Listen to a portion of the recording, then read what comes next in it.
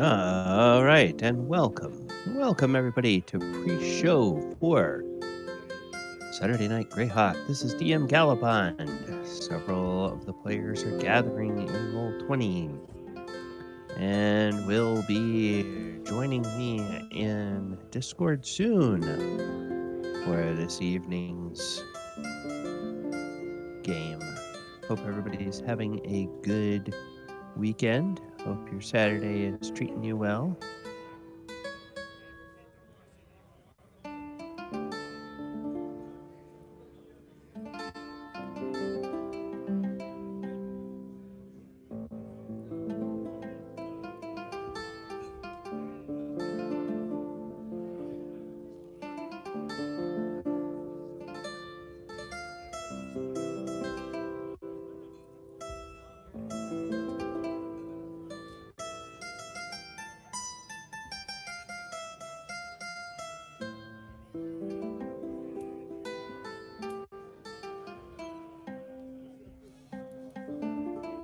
Good evening. Hello. How are you doing? I'm doing pretty good. Let me go over here.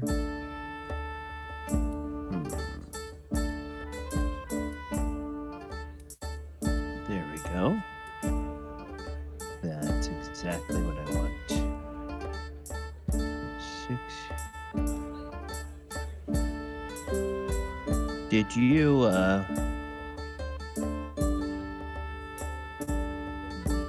have a icon or token, a specific token you wanted to use for that war dog? Not yet. I'll go look for one and okay.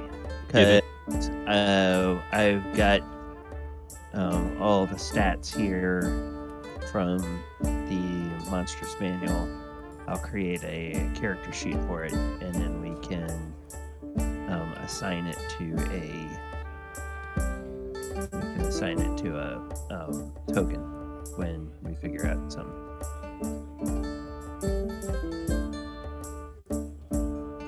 And I will put it in your journal so you can control it as well. Okay. Yeah. That way, if you decide you want to change the name or whatever, you can do that. So let's do this. I'm sure I won't change the name unless he dies and I have to get another one. Well, I'm just calling it War Dog. So you'll probably want to put whatever name you give to it on there. So let's see. Hit dice 2 + 2. Movement is 12. Armor class is 6.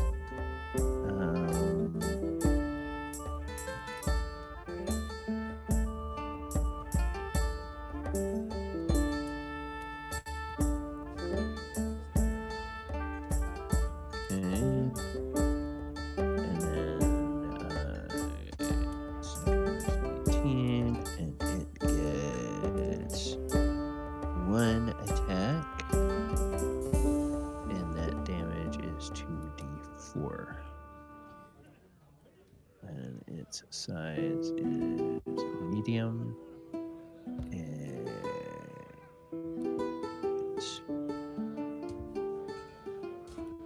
morale is my average, and does it get? I think it gets any bonuses for its initiative. So I'll leave that blank for now. And it's a 2+ hit die monster. So, all right. Well, I will continue working on that after I do the introduction, because the clock in the system tray tells me it's 7:30. All right, everybody, welcome. Welcome to Saturday Night Greyhawk. Double check in. Yes, okay. Bob, welcome to the stream. How are you doing tonight, Bob? Oh, I see him in Discord, but maybe he's not all hooked up yet. He has himself muted. Nope. There we go. How are you doing, Bob? Doing better now, yes. Good. Yeah,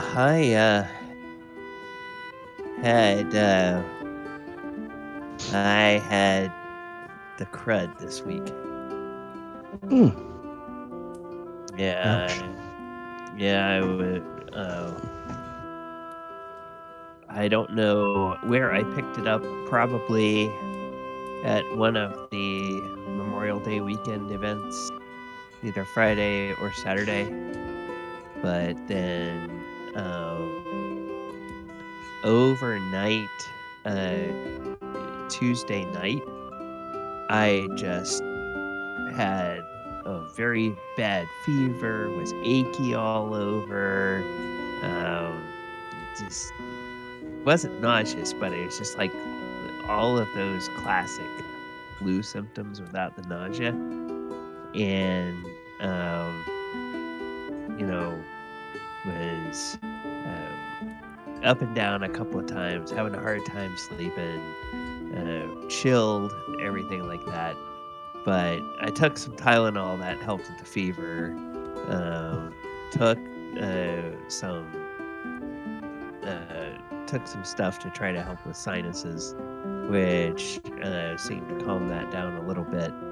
And then Wednesday, I was feeling pretty good, and I was gonna run the game Wednesday night, and I told my players, I said, I'm getting over a cold, and a couple of people wound up having conflicts. They said, let's just get well. We'll skip this week. So, all right, fine. So we didn't have the game on Wednesday night after all. And then Thursday afternoon, my nose was finally getting unstuffed. Yeah, you can still hear it a little bit. I still have some congestion, but it was getting more unstuffed, and I realized, wait a minute, I just sprayed that nice lilac scented Lysol, and I'm not smelling the lilac scented. I wonder if I got the crud. And so I looked for one of those little places around here. There's a place like half a mile away where they do walk-up testing. And so by the time I checked into it, it was almost the time for them to close on Thursday evening. So I set an appointment for Friday and went over there. No time at all. Just like 2 minutes out of my car, go up there, they do the test, you go back to your car, and you're out of there. And then this afternoon, I got the thing. Yep, you're positive. It was like, damn it.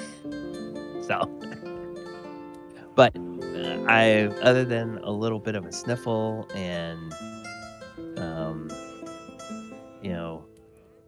as of today, I can smell a little bit of the Lysol, but it's still not as strong as it should be.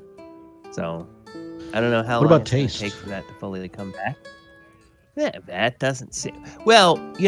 Taste and smell are connected, so it's like I can still taste everything, but it's probably you don't really notice it that much. Like when you have a cold or something, how things don't taste as rich. It's probably a little bit like that. Right. When my cousin was positive, that's what he said. He said that his coffee didn't taste exactly the same. That's how he knew he kind of probably had it. Yeah. Yeah. And he was like, So- nah. So he went and got tested, and yep, sure enough, he was positive. Yeah, so that and of course I'm working from home, so they are recommending, or at least on this particular test result, it says you should quarantine for 14 days, which actually is weird. That works out because we don't have a home soccer match for 2 weeks, so it's like I'm not gonna miss the games or anything like that. So all right, that's fine. There you go. I'll just stay home and work, and the only difference will be that when I need to grocery shop, I'll go to the app and do the curbside pickup for my groceries instead of going into the grocery store and shopping for the next 2 weeks. That's pretty much the only way it's going to affect me. But okay, see how Marcel has been on Roll20 for a while. Let's see if we can raise him.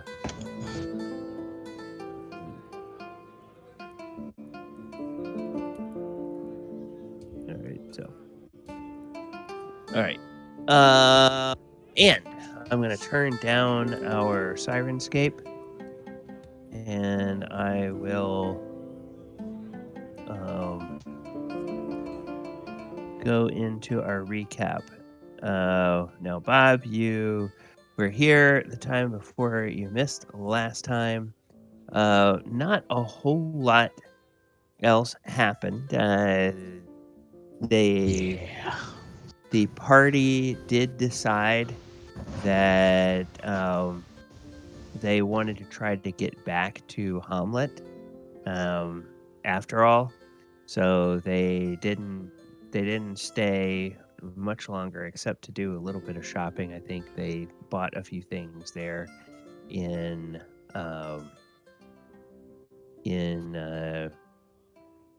Verbabunk, and Quint noticed a few more acts of strange behavior by wolves outside the city walls of Verbabunk. Okay. It actually looked like some wolves were coming in the night toward the gate that's nearest to where the high quarter is, and were sort of just observing the walls from the cover of the woods. And he went out a couple of nights, and there was one wolf that in particular that kind of was bolder than the rest of them and walked up with him, but never got close enough to the gates where it could be seen by people from the walls. And then when he tried to figure out what it was looking at, it was not looking at him. It kept looking into the city, kind of towards where you guys were all staying. So it wasn't quite sure what that was all about.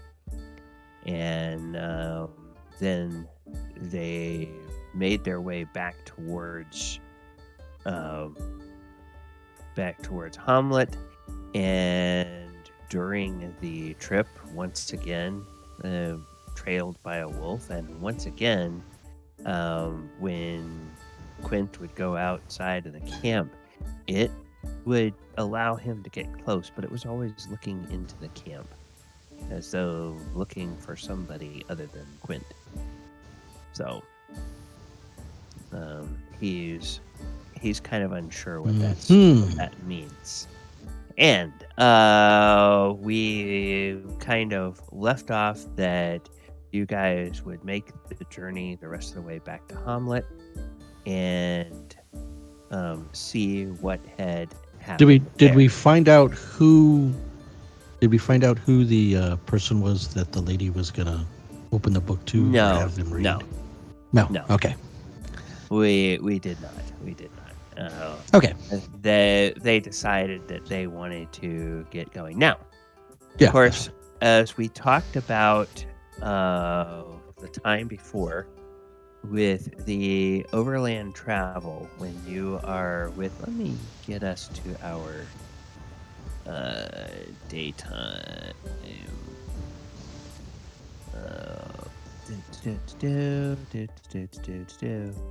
There we go. Our wilderness daytime for just recapping the travel. As you are traveling from Verbank back towards the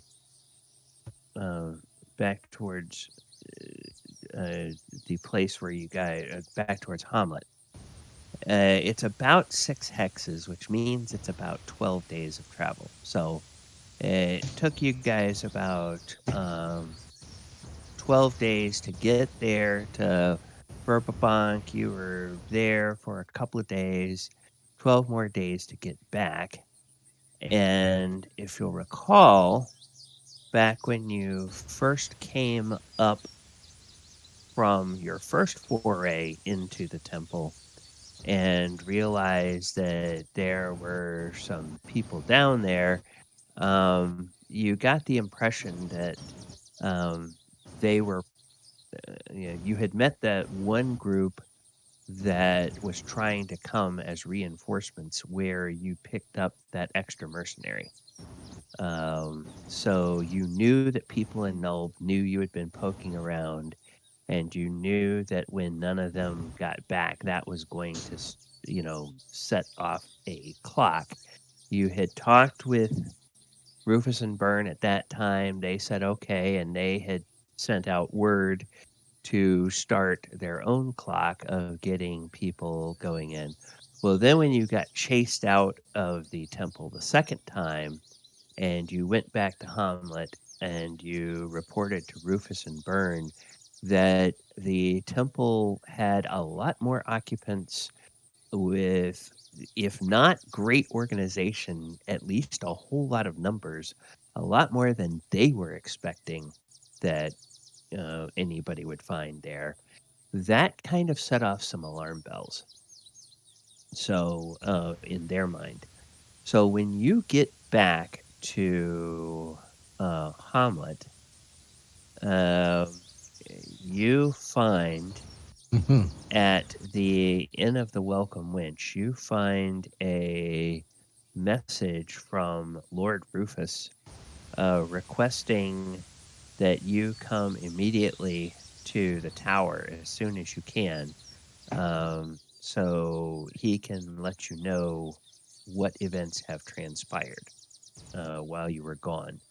And it seems like that message has been there for a few days. So, do you all want to head over there now, or is anything you all feel like you need to do before you head over to the tower and talk to them? No, we can go over there. Yeah. Okay. All right. And I had this open earlier and I closed it because I was a dummy.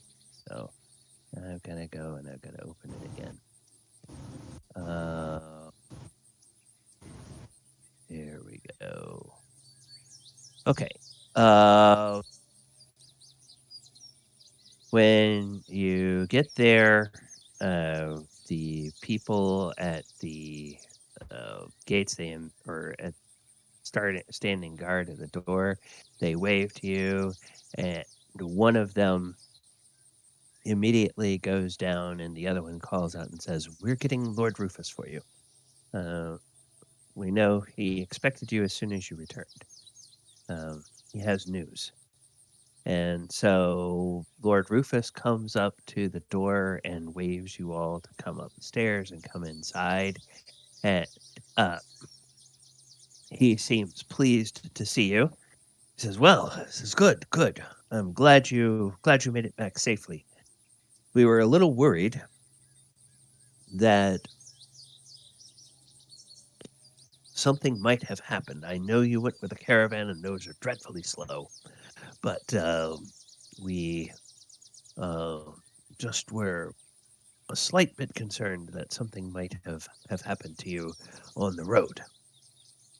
But come in. He fixes drinks for everybody. So if you want wine, if you want water, if you want ale, whatever, he hands that around and he invites you to sit down with him. And he says, well, when we got your news that there were higher than expected or larger than expected forces defending the temple, and that they were sending for reinforcements likely to come to their aid, we decided to accelerate our plans as well. Now, with Lord Burne's help, we magically contacted 3 of our allies. They are wizards that are part of an organization that call themselves the Circle of 8. We reached out to Otaluk, to Leomund, and to Tensor. So a few days later, and ahead of their original schedule, these wizards used some prepared scrolls of teleportation to bring themselves and bring an army of about 100 well-trained soldiers from the city of Greyhawk.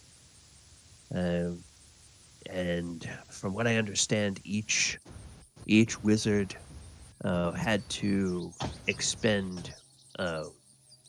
make 3 trips that day in order to get people here. So, over the course of the next few days, the soldiers took up defensive positions. They dug in some ramparts. They secured the approaches from all 4 directions.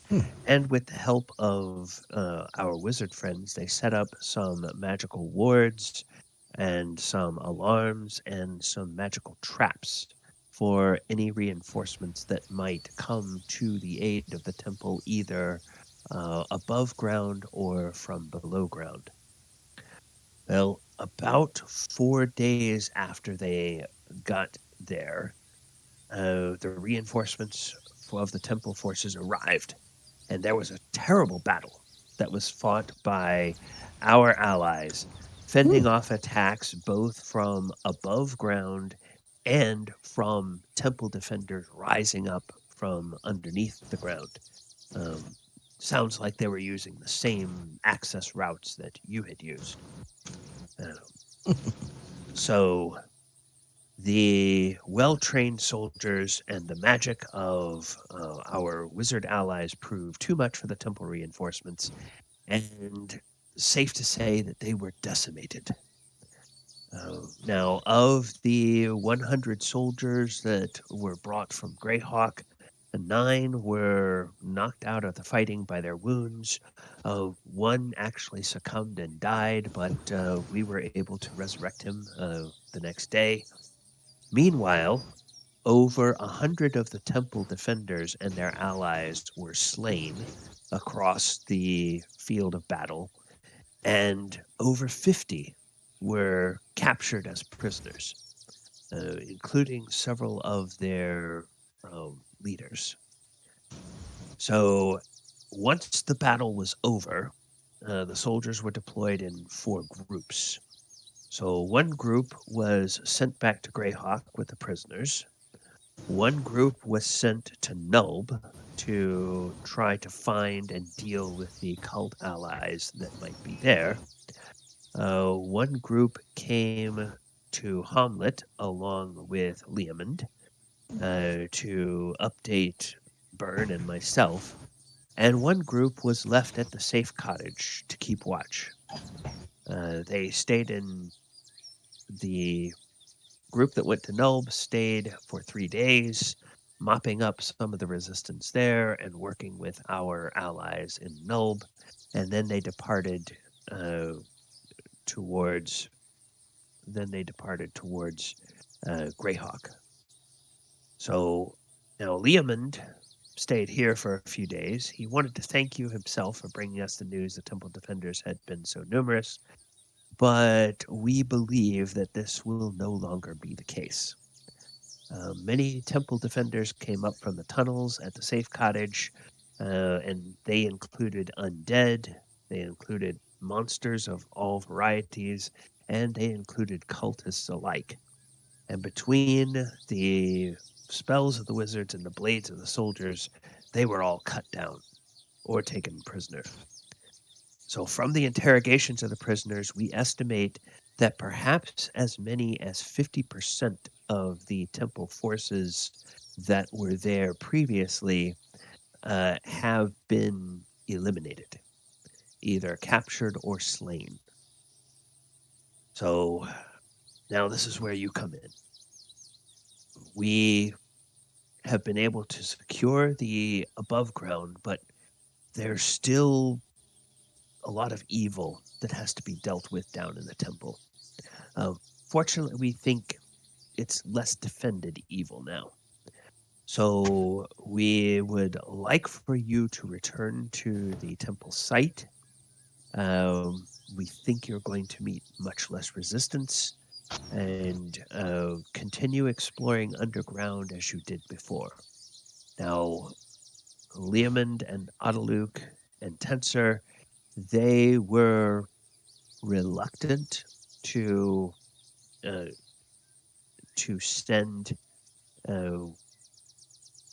any one of their own persons into the temple for fear of creating a high-value hostage situation where if there is some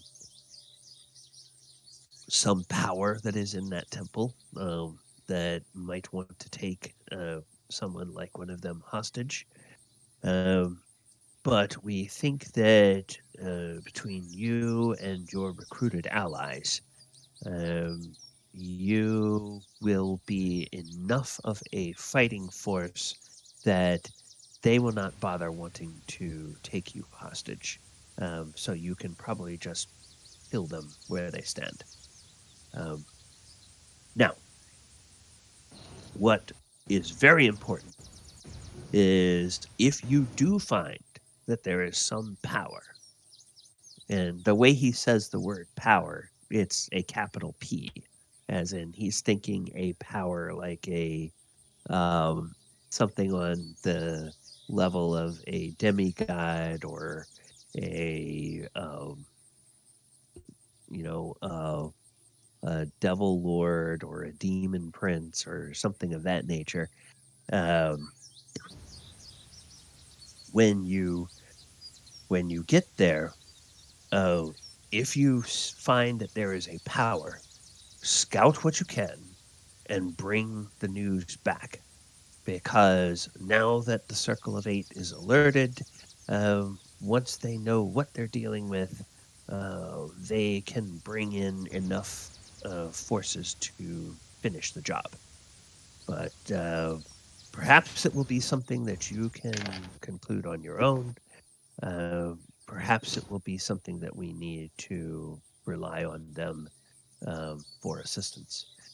Now, Leomund left this message for you, and he slides across a sealed parchment that is sealed with a very fancy signet ring and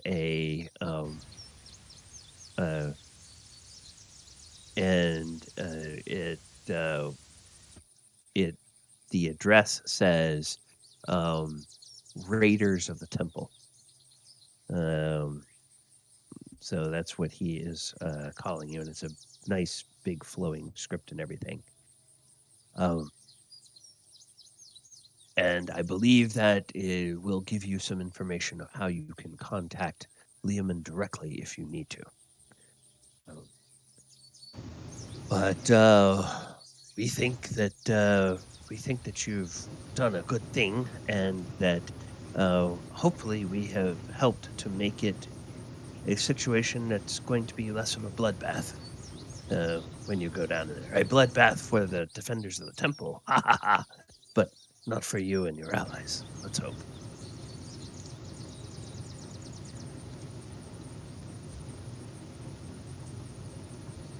So, one of you going to open this letter? Or do you have any questions for him? Well, I have two questions. I'll open the letter, but I also want to know what about our Gnoll Allies that we left at the safe house? Oh, yes.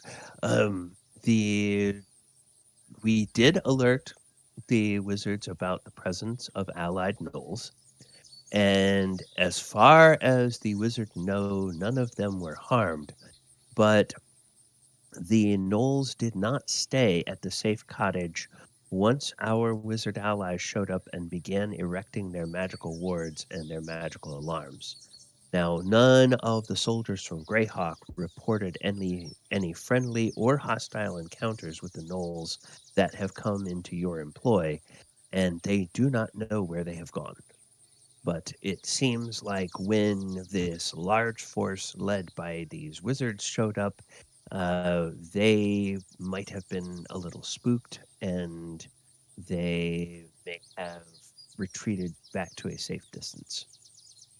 So, like I said, there's still probably 25 of the soldiers from Greyhawk that are there awaiting your return to the temple,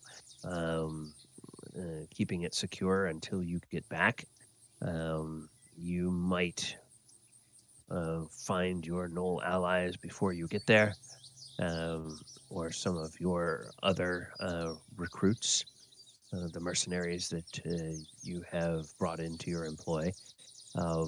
If you do, then they will probably take their leave and head back to Greyhawk and leave you to it.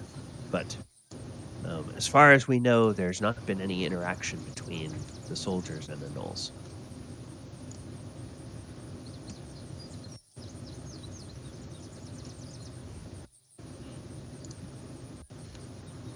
So that was one question. And what was your other question? Oh, no, actually, it was just one question, and I would read the letter. Sorry. Oh, okay. So you open the letter, and I'm not going to read it verbatim, but essentially it Leomund congratulates you for discovering that the temple had been repopulated as much as it was.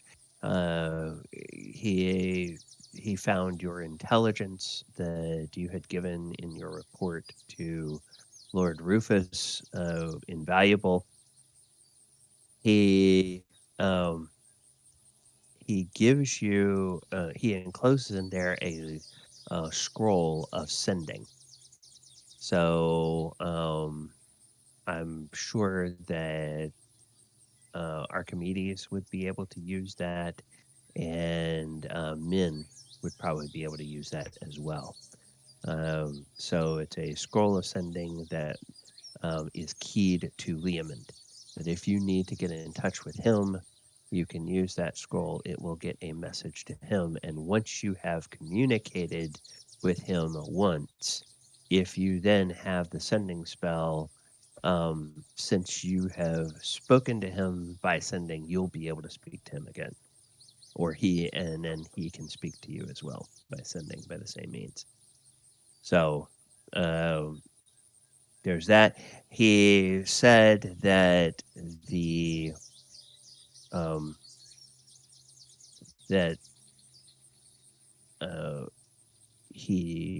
hopes it will not be too much of an imposition, but he did promise the King of Greyhawk, since the king had to give up a number of his soldiers for this mission, he did promise that Greyhawk would receive a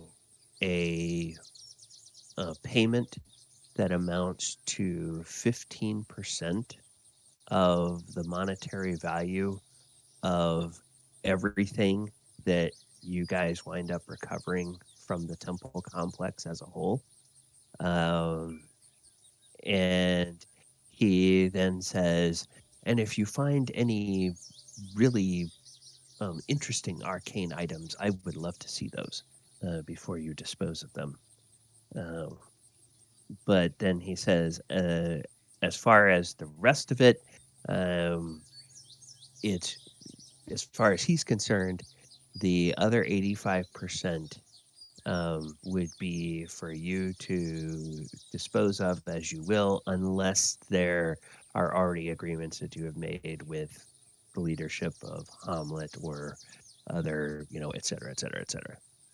But so apparently the King in Greyhawk wants a cut because he had to deploy soldiers.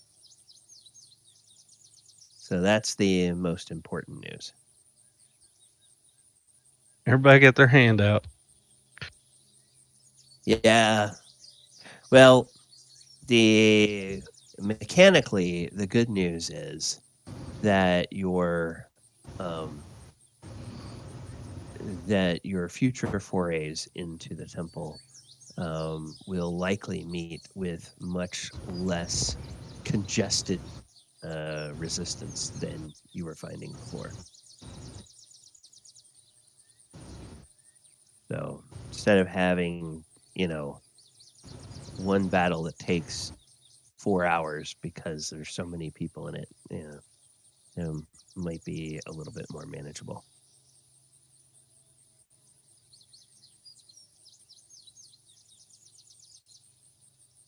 Oh, we also shouldn't need as many followers.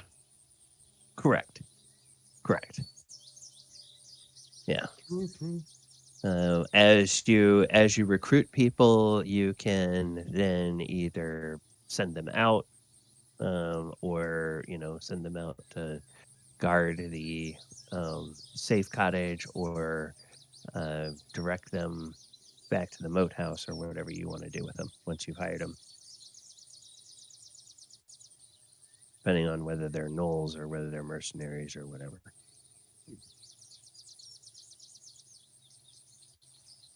We need more gnolls. Yeah. King Adam needs Marcel? more followers. Yes.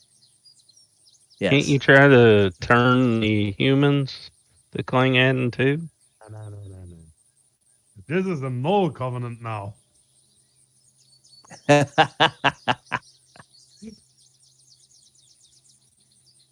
My goodness. Hey, it is an underground temple complex. Clang probably would approve of having an underground temple. Once all the evil is dealt with and everything gets consecrated. And it's already a temple. Yes, it's already a temple. Pretty much all of the work done. Just need to get rid of the evil now.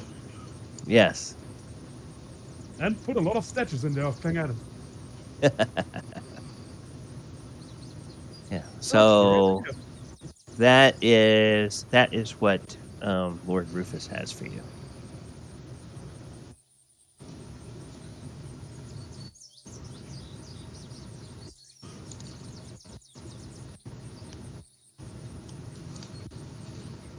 So,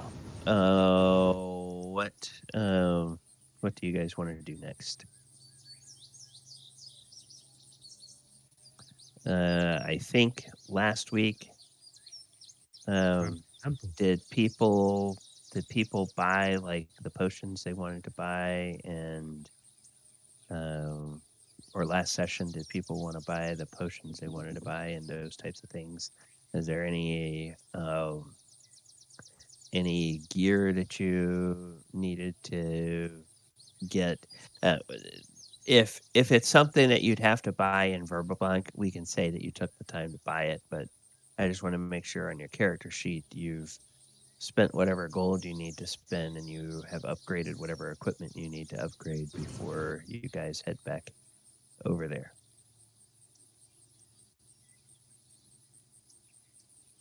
I think I've got everything I need. Okay. Archimedes, anything that you think you need to add before you? I think we could have got it. I don't know how many healing potions. I think I used up my 2. time that we've done it, yeah, I've already used up a couple of them. So I'd probably just buy 2 more healing potions, but I didn't know we could just do that at the You can just do that at the temple right here, right? temple here in Hommlet. Yeah. Okay. 'Cause they're making those for you at a special price. Okay, perfect. So I can grab 2 of those and then fill up my quivers of arrows, and then that'll be it. Yep. And Talon, is there anything Talon wanted to get? He's got his war dog. Yeah. My war dog and I are fine. Yes. I really He like the got- army we have at the tower. We have got puppies. He got himself a war dog, which reminds me, I have to go. The saving throw, and then looking at Is it a Austin Terrier Chihuahua mix? It's a Mastiff. Oh, okay. So let's see. So close to the same, yeah. I would have to have 2 of those so I could stand on the back of each one. Let's get yourself a saddle between the 2. Yeah. All right. So where? Either that or have a dozen to pull a chariot. Yes, that would also be pretty good. A war chariot. And what would 2 potions of healing and 40 arrows run? I think actually the potions here, they're selling them to you for 50 gold each. Okay. It's like in Verbabank, full price was like 200 gold. I think so, But- yeah. Yeah, they're selling them for like 50 gold each here. And then the arrows, I think a quiver of arrows, that's just going to be in the equipment chapter in the Okay. PHB. So whatever that price there is.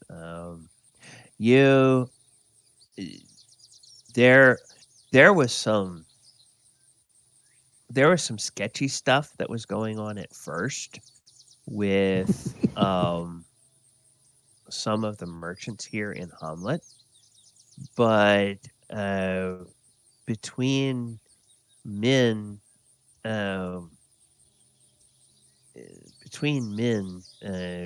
reading the riot act to them a couple of times, and between the fact that you guys have started to get a reputation as people that it's not good to mess with, you've quickly found that the prices you pay for things are a lot better than they were before. You don't know if those are the prices everybody pays, but essentially you're back to paying book price for things instead of being overcharged, like the merchants in this small town tend to try to do.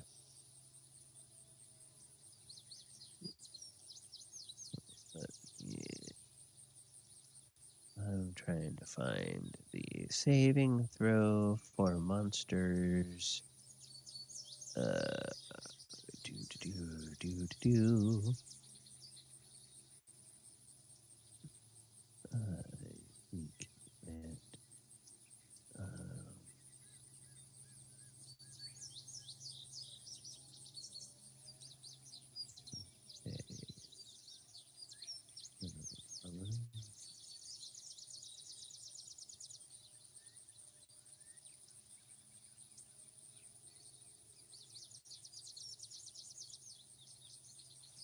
Saving throws, do they get? I think in one of the old editions, it was like basically their hit dice were related to you look kind of at the fighter table and see a fighter of that many hit dice, but I don't know if that's the way it works in second edition. I thought there was their own table and it win off the hit dice. Like if they had one hit die, these save. Yeah, when I look in the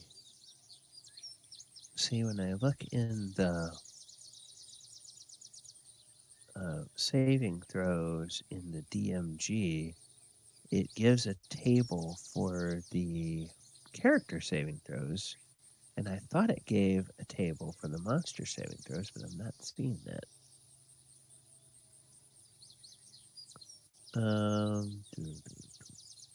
Oh, okay, hold on. Monsters also use Table 46. However, they do not find their saving throw numbers by group and level, since they have neither creatures save against poison and death magic at a level equal to the number of their hit die. Okay, intelligence monsters save. So creatures with no intelligence. Those monsters use the warrior group table to determine their save. All right. Those have abilities for their classes use the most favorable saving throw. So in other words, something that's spellcasting would use wizards. All right. So your dog doesn't have spells to cast. So it's 13, 15, 14, 16, 16 looks like to me. So 13.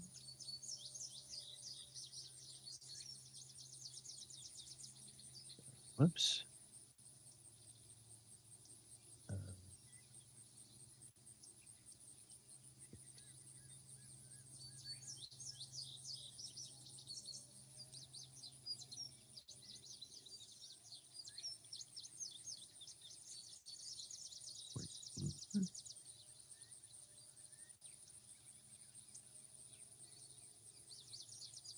And the last two are 16. All right. I think that does it. I believe that is everything that is necessary to mechanically make him as a creature. So, Casca, you should see in your journal, you should see a character sheet for something called War Dog. Doesn't have a token yet, doesn't have a image yet. Once you find something, we can do that up. But mechanically, I think it's got its character sheet is set up and ready to go. All right. So everybody has the stuff they need, or am I still looking up something for somebody?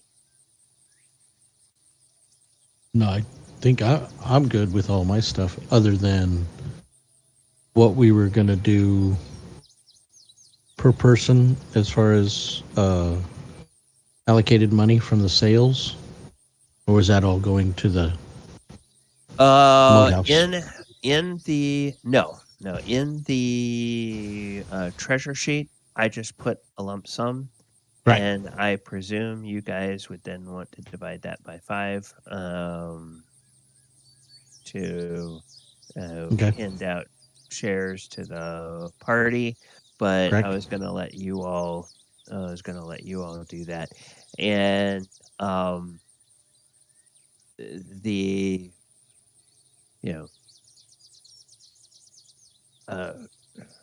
Leomund said that the king wants 15% of the value of everything you bring out of there.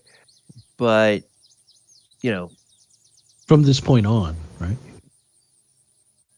This is when you got the message. So yeah. you could certainly take it that way. Yeah, if that's what you want. Sounds good. Well, how's the king supposed to know what 15% actually is? Well, we have to deduct expenses and. Sir, the king. He doesn't know what gets out there. Yeah, I was just going to point towards the paladin where we can't lie. Well, and we have to. So much has to go to the church, right? Yes, the church gets the cut. But the king Yes, is they the get- church, see? The church will get its 5 gold. I look very angry at you. Well, don't The church will forget get its. Yeah, we we're have buying to the pay. stuff from them. We have to pay for Brother Tuck. Right. Yeah, That's right. we're paying something for him, and I forget what it was, but yeah. I'm okay with scamming the king, but not with scamming the church. Just so we're clear. Yes. No, that's fine. Okay.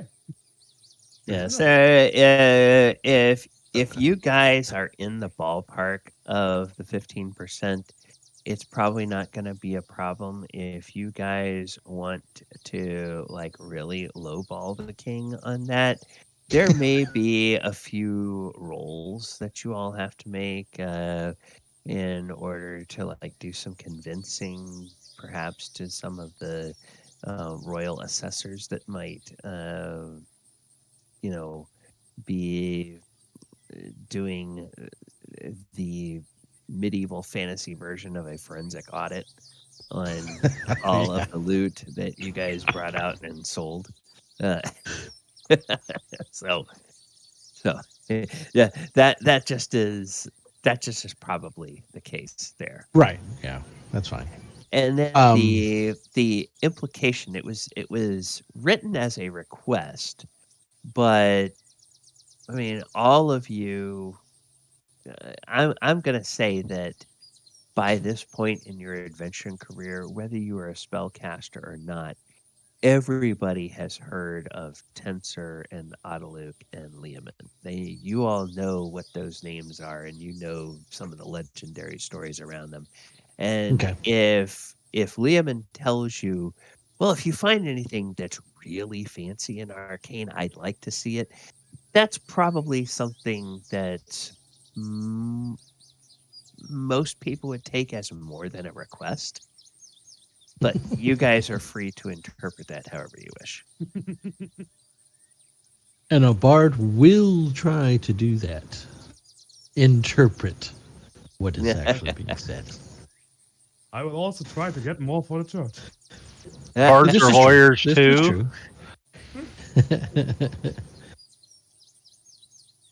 Objection.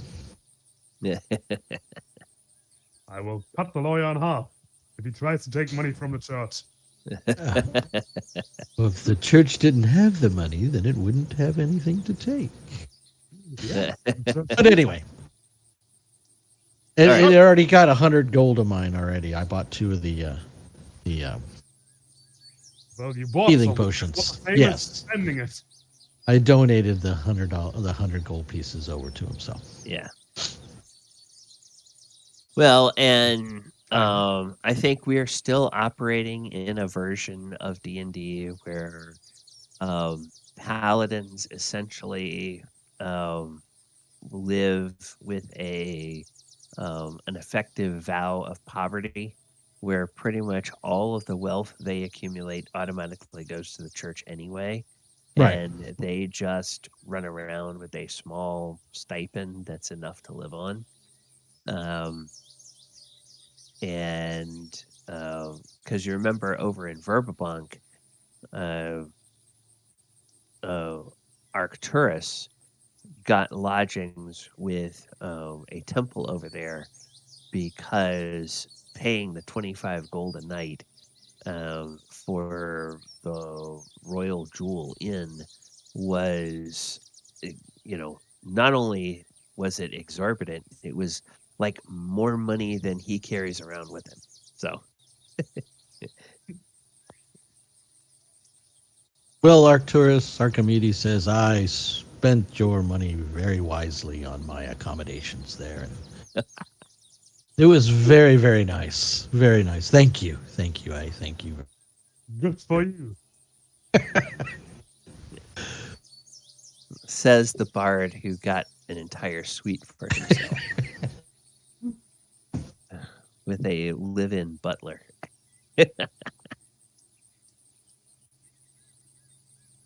We had to keep up the PR in Verbabank that we. I we're think the not bard just- needs to learn to live with poverty. Oh, I'll live with it. I just won't be in it.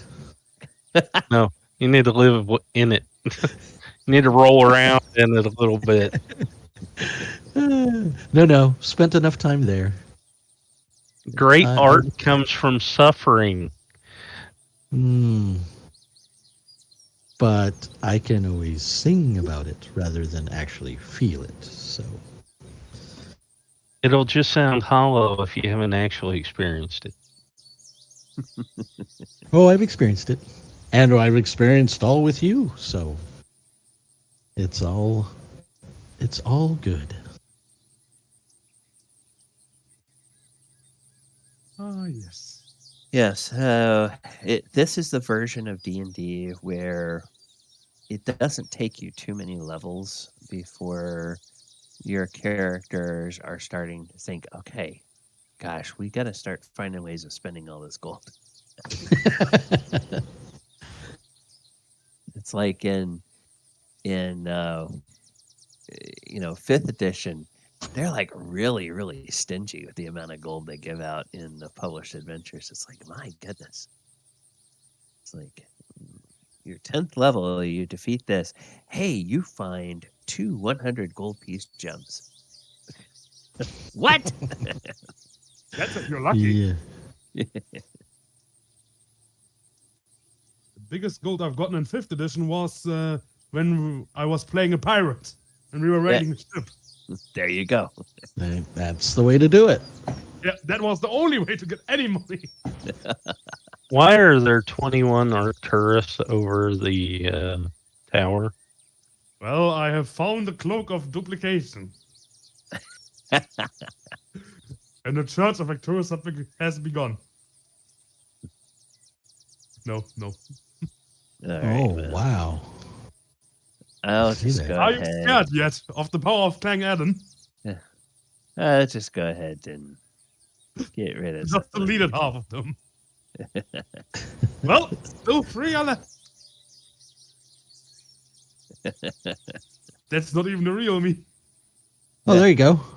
Oh, they're still there. They're just invisible. Is that the war dog? Yeah, that's a Very master. nice. It is. Nice. This is the war dog. Okay. Yeah, I put a token on there. I know you want to do some background stuff. I put a Okay. picture on there.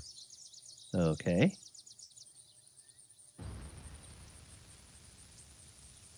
All right. Desert wind. All right. Nice. Nice. Okay. Excellent. So then I will give him that. I'll give him his thing, and I think we said he has 15 hit points.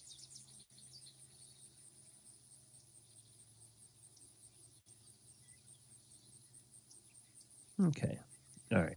So there we go. Desert wind. The war dog. All right. So with the war dog purchased and Casca, you got your message. All of those commands look good. I didn't see anything in there that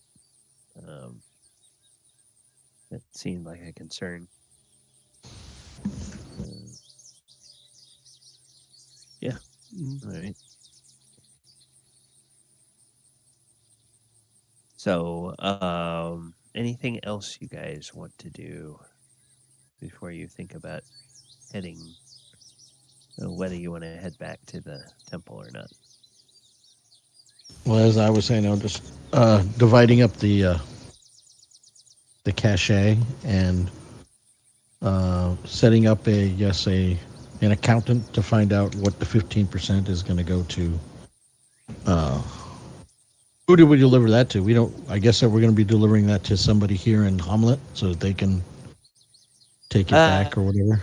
Well, as you are aware from your dealings in Verbabonk, and as you know from previously, there is a branch of the Royal Bank here in Hommlet, Right. and you have those letters of credit. So I'll say that you learned from Verbabonk that yes, the bank here is connected with that bank, and they recognize those letters of credit. So you could, if you wish, open an account here and put that 15% into that account, and then every so often, by a courier, send a letter of credit off to Greyhawk and say, okay, hey, Mr. King, here's the 15. Here's the current tally, what we recovered, this month or this last expedition or however often you want to do it. And, in this account, you'll find so many gold. That would be one way of doing it. That would keep you physically from having to go back and forth to Greyhawk unless there was some reason the party just wanted to do that. Did we just give him 15% of our recruits? Paying for the month. Well, so we send him the Gnolls.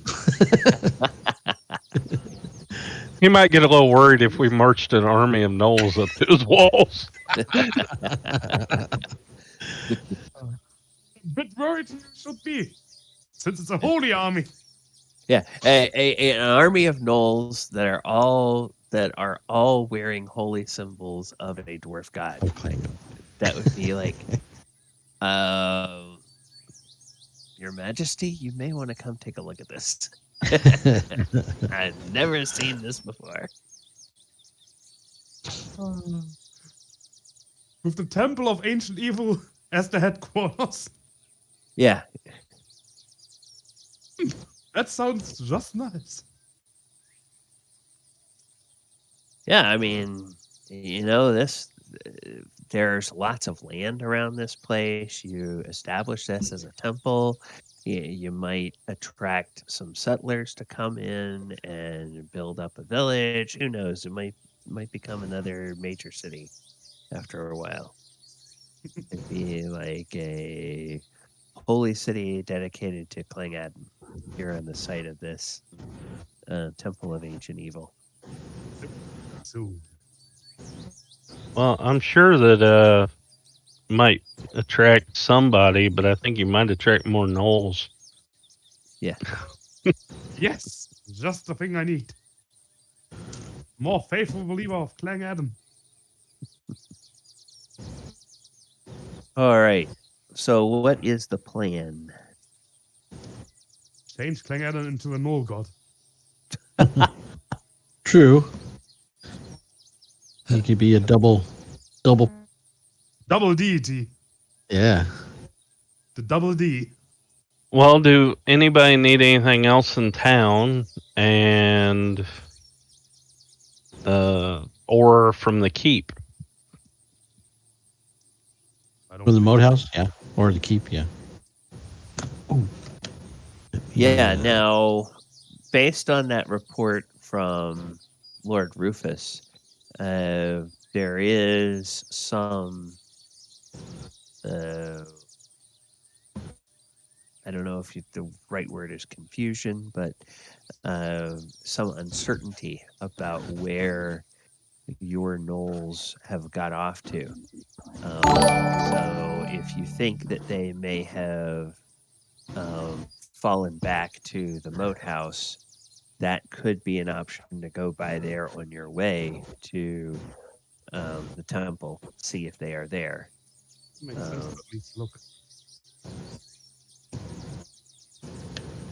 Or if you think you're going to need some mercenaries, you could go by the Moat House and pick up some mercenaries and drag them along with you.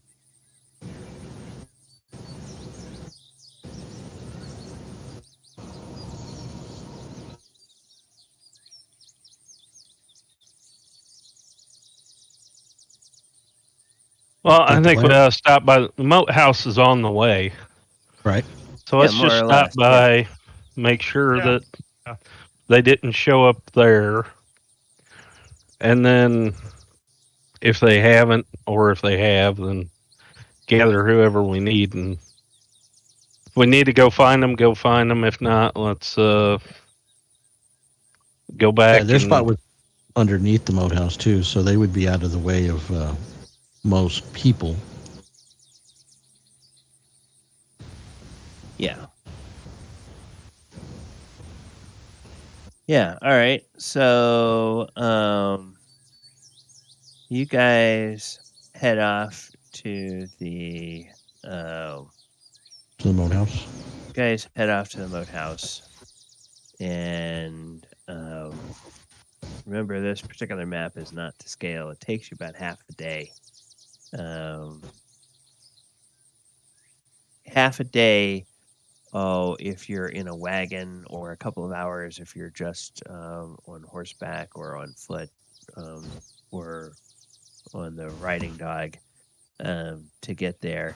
And then it takes 2 days from the Moat House to get to the temple complex out in the middle of the gnarly forest. Okay. So you head out there, and sure enough, when you approach the Moat House, you get within about a half hour, and Arcturus and Talon both hear some telltale signs of movement, and off and plenty of distance, not sneaking right up on you, but off about 20 or 30 yards away, you see several familiar gnoll faces emerge from the forest, and they raise paws in greeting, and they give you fangly smiles, and they look like they're happy to see you. I'm beckoning them to come over. Okay, well, they will come over, and they will say, "Oh, it is good to see you. We knew you were going away for a while, but we did not know what was happening a few days after you leave. Just wizards begin teleporting in, lots of soldiers. They no look like cultists, but they no look like you either. And they have big magic. Wizards that teleport lots of soldiers, big magic. We don't want any part of that juju. So we kind of hide to watch, and then we see they start making defenses and putting up alarms. Some of them did call out for us, but we're not sure if they friend or foe, so we not answer. We then decide to go off into woods and watch for a time. You made the right choice. Yep. Yes, few days later, nasty cult people come, and they're big fight, lots of explosions, magic fire, and magic lightning, and all kind, very scary. Most of us just run at that point. So we go back to Moat House, and we figure we wait there for you. And now you come from your home village. So everything good? Certainly. Yes. Good. Black Adam has blessed me Oh. with newfound strength to finally take down the evil. Oh, in the wonderful. Wonderful. That is Talon's very good. making the gesture like he's been hitting the bottle. Just- And a couple of the gnolls, they look at Talon and then they kind of grin and they sort of put a paw over their mouths and kind of give a little gnoll wheeze of a laugh. Around to look what I'm looking at. Oh, yeah, Nope. you see that they're kind of looking at Talon, and Talon is kind of making a gesture like somebody drinking out of a whiskey bottle. Yes, I also drank a lot of wine. That has nothing to do with it.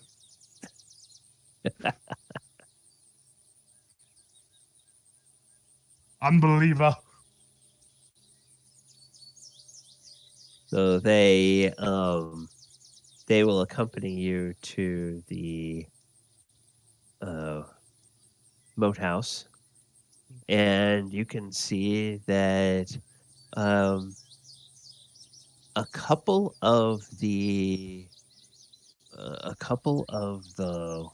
walls of the Moat House. I'm gonna go bring us to our. Where's our Moat House ground floor?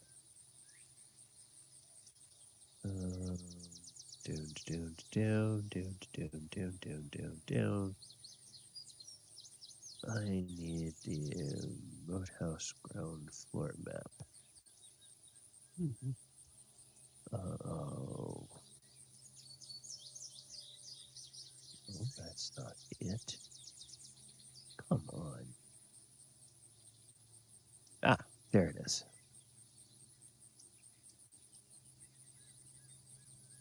Okay.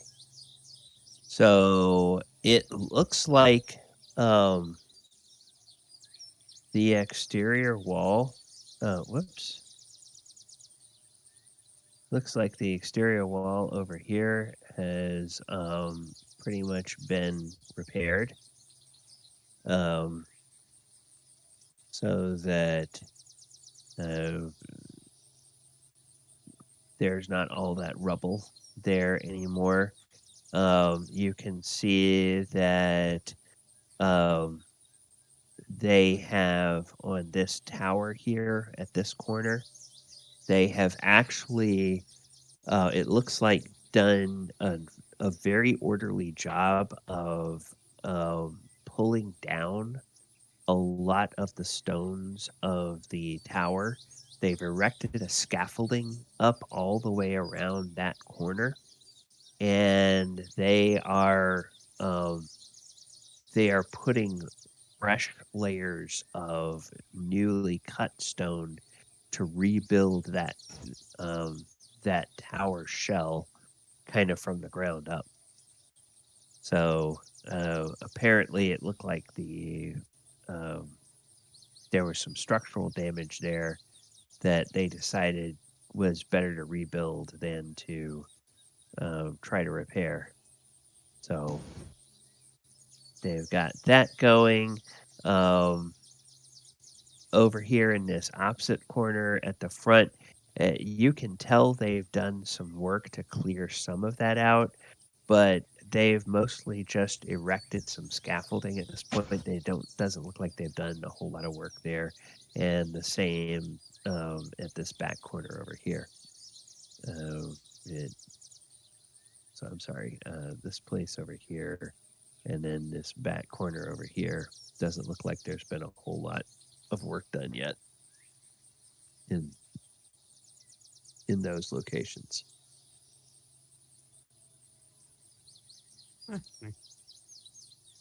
So the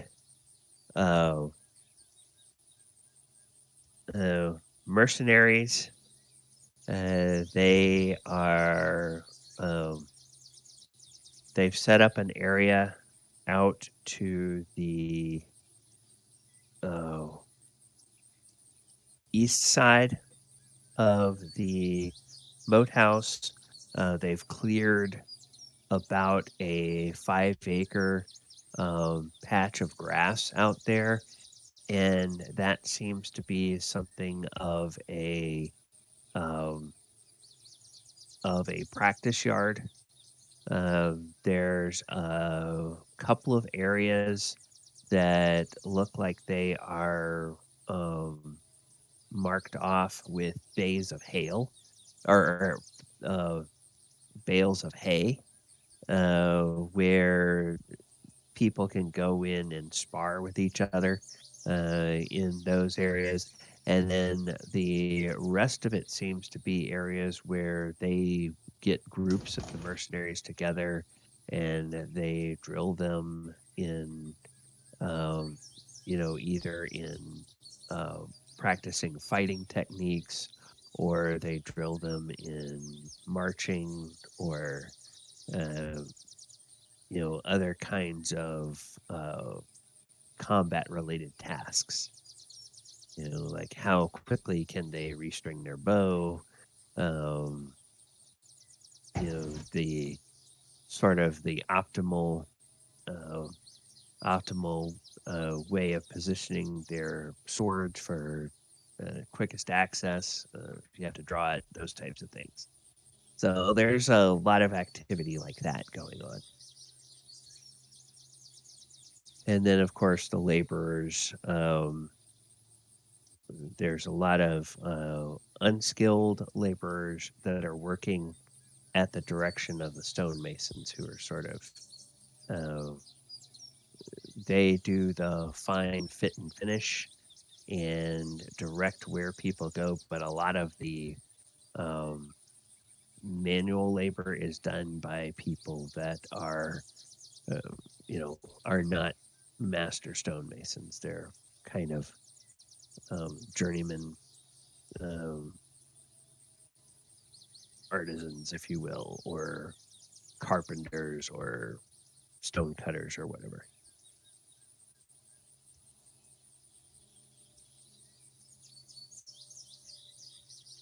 And the gnolls have, there are several gnolls that you can see that, they keep a, they're definitely not scared of the humans, and the humans aren't scared of the gnolls, but they don't do a whole lot of interaction without purpose. So the gnolls kind of keep to themselves in certain parts of the area around the Moat house, and the mercenaries keep to themselves. And then all the workers keep to themselves.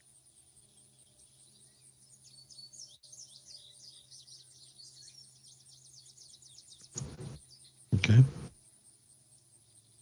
So everybody's still intact. They're not. Nobody's Nope. warring with each other here. Perfect. No. Everybody continues to get paid. There's food. There's work to do. There's an improving place that will one day have a nice shelter for everybody. But for right now, they like the fact that they can see that stuff is being done, that work is going. I'm kind of excited.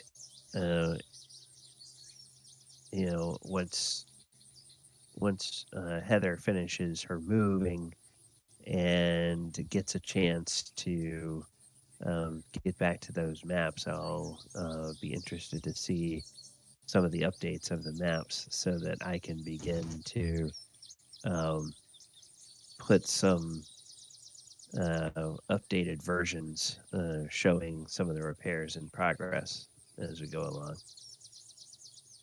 Nice.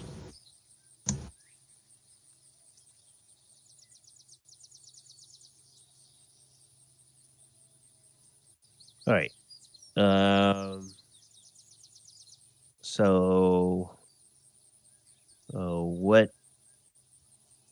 what kind of group would you want to assemble here to travel with you to the Moat house? And what would you want to tell them their job's going to be when you get there?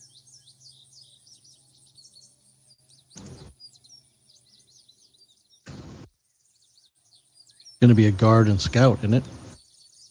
Well, I would think you'll Those- I would think you'll probably take some people with you that might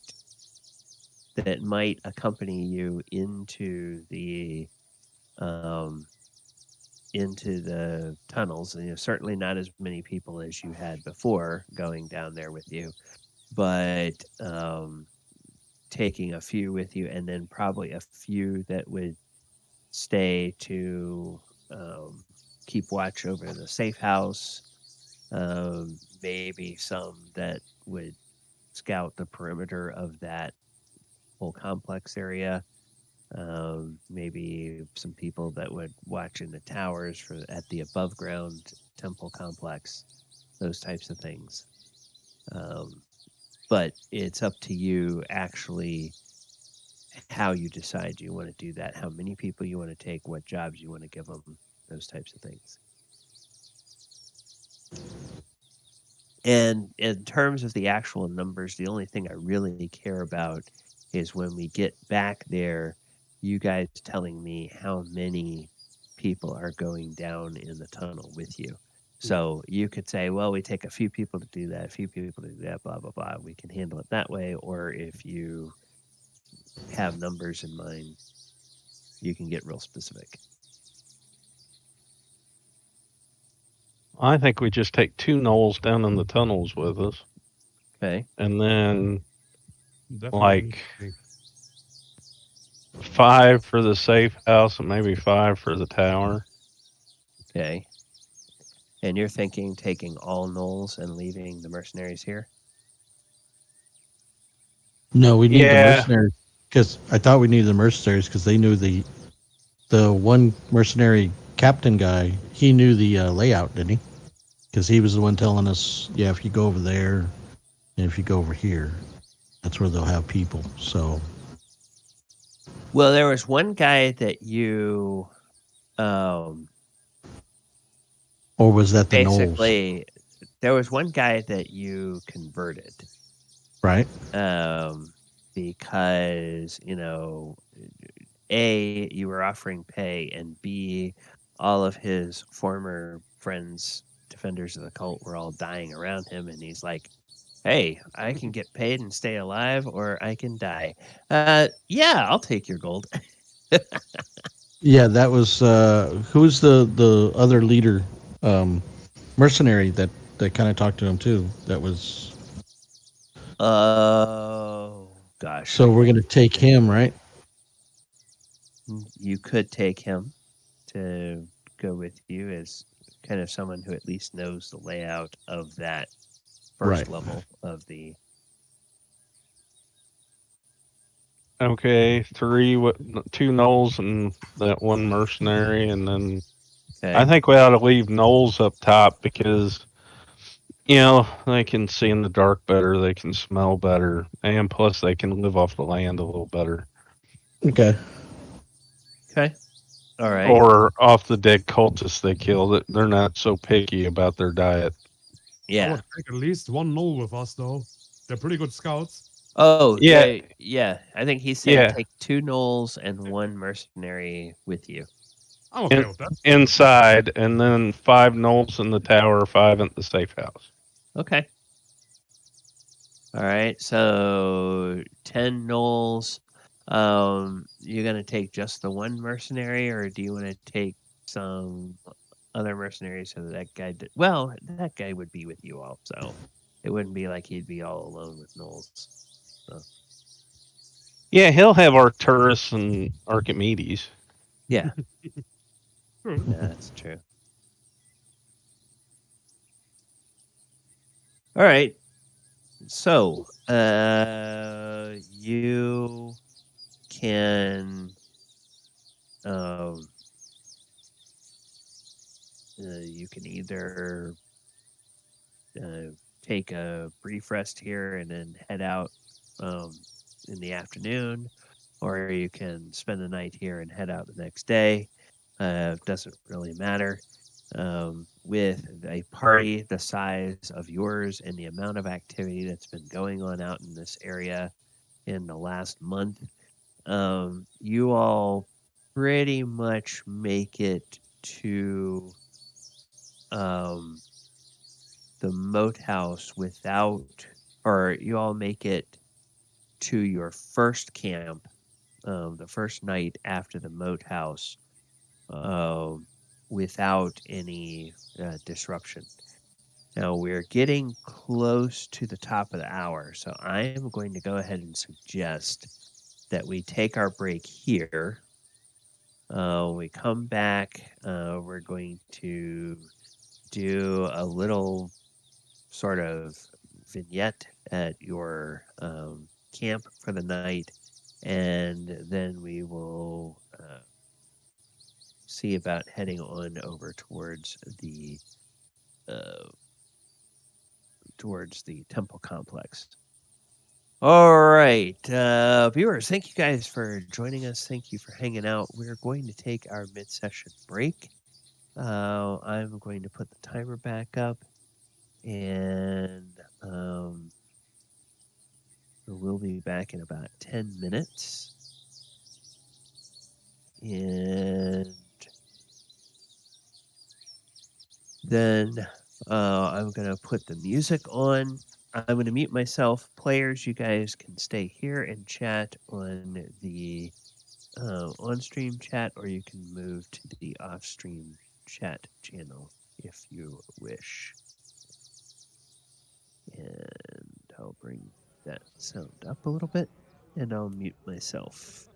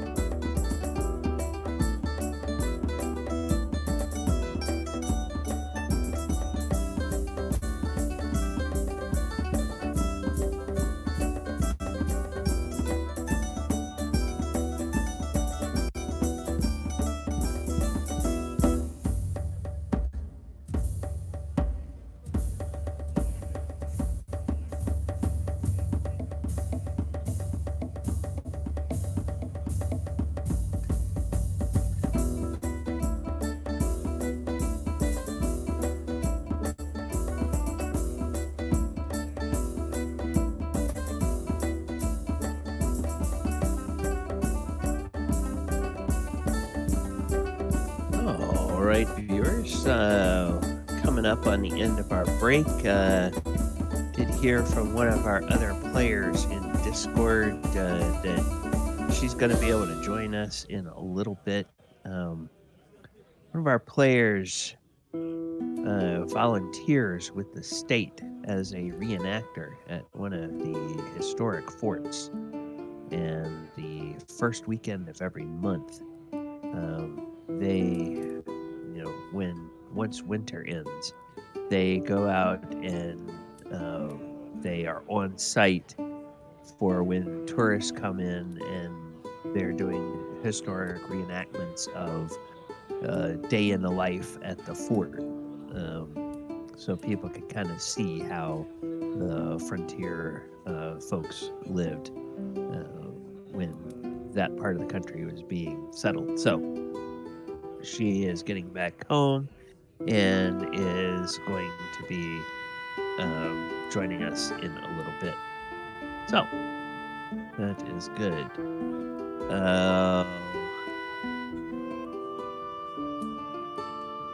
All right, as for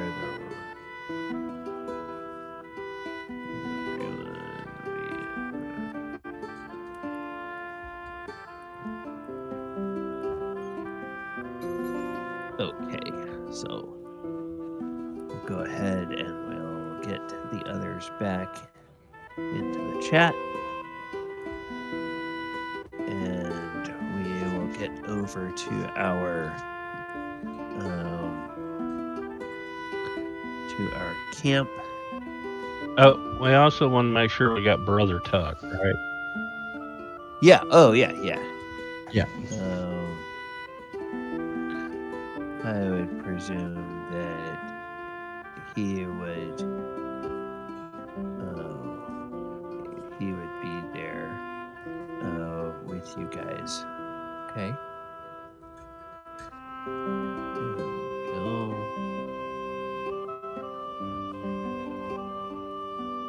All right, that looks like the place we want it to be, so I'll go ahead and move the ribbon over there. All right. So, as we come back from the break, we find the party at their campsite in the wilderness, and the sun has gone down, and the sounds of the forest at night are all around. So what do each of you do as you get ready to turn in, or what is your evening routine? And we will start with Talon. As camp is made, what do you do?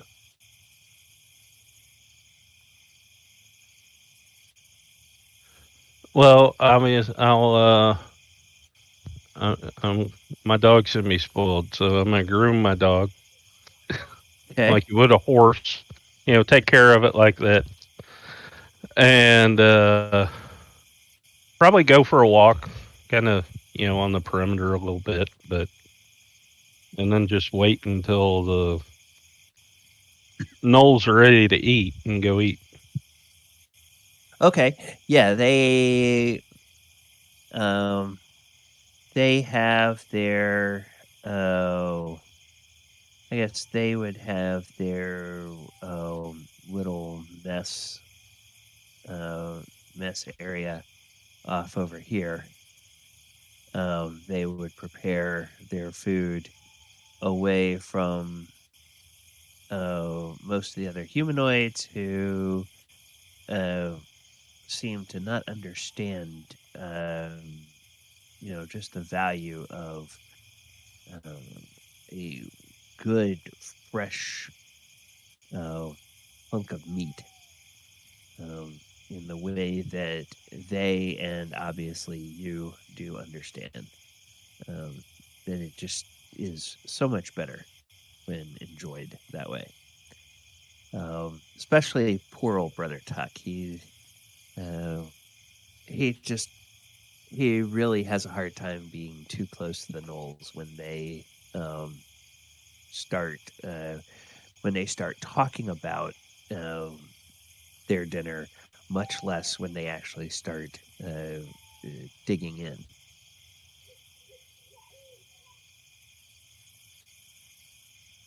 So, Talon, that is you, Archimedes. How does Archimedes prepare for the evening? A little ditty, a little song, a little music, a little music for dinner, and a couple of practice tunes, something new. And that's pretty much it. And then turns in. If it's not his watch.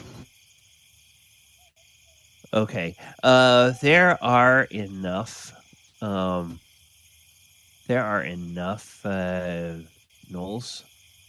That they're going to be that doing the watch. they will volunteer to do the watches. Yeah.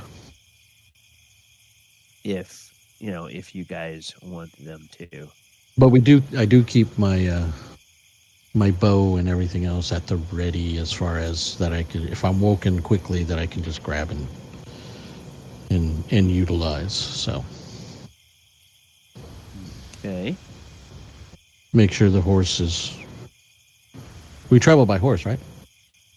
Yeah, you guys Yeah. can have horses. Yeah.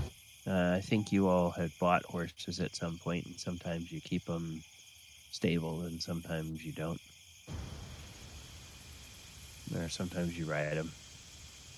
I don't All have right. one. So, So while Talon is grooming his war dog, I would groom Nicodemus is my horse's name anyway. So okay. Did you, do you have or do you want a token for your horse, or is that just a narrative device of a horse, and that is not really gonna be unless you're going to attack him or have him eaten by the wandering monster or anything, then yeah, I don't necessarily need him. All right. Okay. Yeah, the reason we wanted to do a sheet for Desert Wind is that Talon does intend to have him be part of combats. No, but and in rule of thumb, I would be pretty much taking all the stuff off of the horse, put it in with the tent or wherever I'm at, and then in the morning the ritual is to put everything back onto the horse, the pack, saddlebags, bit, bridle, things like that. Sure. And probably have one of the gnolls assist me into it, since they're there. Sure. You think the horse would like having the gnoll there? Oh yeah, sure. We just cover his eyes. It might be his breath that objected to. But yeah. All right. Okay, and so then that brings us over to Arcturus. So Arcturus, how do you prepare for? Well, I would like to go a bit away from the camp and meditate and to look around if anything evil or dangerous is happening. So keep a lookout. Okay. All right. And meditate playing Adam. Yes. So you make that known to your companions. You make that known to the gnolls. They kind of understand. Okay, this is time that Arcturus needs. So you go off and you find a spot that looks like it is far enough away from the camp and that it is appropriate for your needs. And you begin to prepare the place. You start. Light it. Go ahead. I'm gonna take a candle out and light it. Okay. To focus on it. Okay. And I'm gonna look at the moon to look how far away he is now. Yes. For the big ritual. You actually realize that you're coming up on the full moon. Probably gonna be full moon might be tonight, might be tomorrow night. And you are you're there and you have the candle and you're focused on the candle. And after about 10 minutes, you have two sensations. The first sensation is sort of, it's not behind you towards the camp. It's kind of off to your left and a little bit out ahead of you. You feel like you're being watched. And almost simultaneous with that, you feel in your right thigh, you feel a throbbing ache. And this is an ache from an old wound. It's an old wound that hardly ever even left a scar. And you have really not even thought about it much in a long time. But now that wound is throbbing.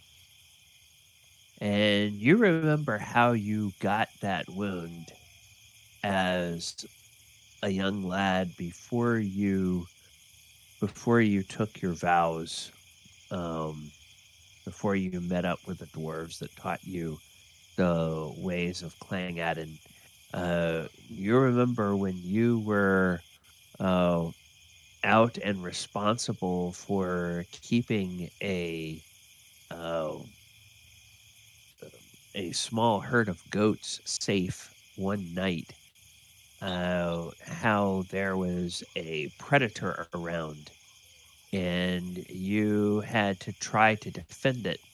And you were very focused on the one wolf predator that you could see that you were fighting. And then another wolf came up and bit you in the thigh. And when you turned and looked at that wolf that bit you, there was a kind of malevolence that sent a shiver through you that you had never experienced before or since when dealing with a natural animal. And now that wound is throbbing once again. I quickly try to get my sword. And you stand up and you look in the direction where you feel the gaze upon you. And you see about 20 yards away, you see just sort of sitting there and gazing at you with eyes that are just sort of reflecting the moonlight. You see a very large wolf sitting there. It's not standing. Doesn't have its teeth bared. It's not threatening. It's just very intently looking at you as you stand up and draw your sword. I'm just holding my sword by me for now and just looking back at it to see what it's gonna do next. It, I gaze at it. It gazes at me. yes. It sits there for a minute, and Right, to get a little bit closer. Just one step. okay, you take a tentative step closer. You're holding your sword down by your side. I'm not going to attack stance anymore. I'm sorry? I'm not standing to fight anymore. I just hold my sword by me now. Okay, so you're holding your sword down by your side. You take a step forward, and when you do, the wolf shifts slightly, and it seems to rock back a little bit on its haunches.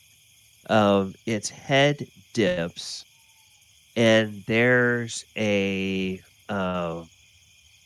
sound like the sounds of bones snapping and refusing, and this wolf before your eyes kind of transforms, and it gradually gets taller, and it takes on a bipedal appearance.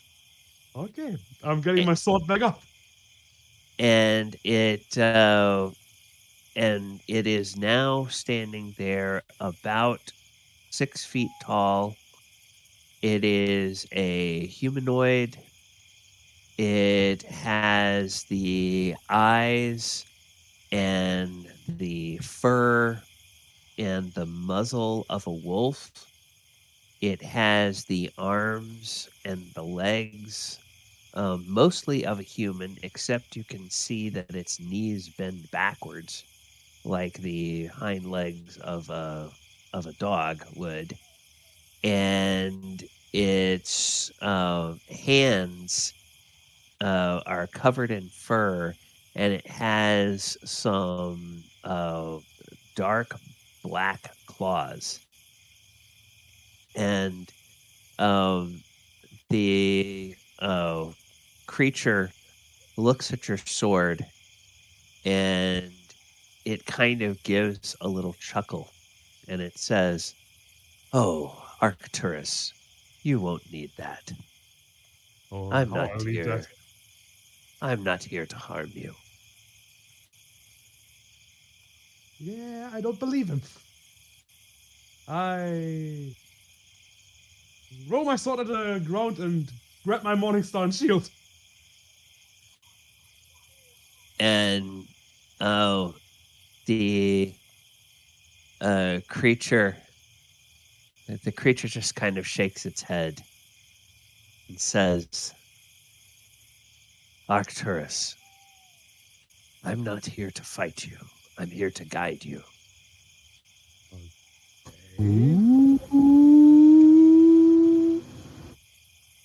What are you here to guide me to? I am not here to guide you to anything.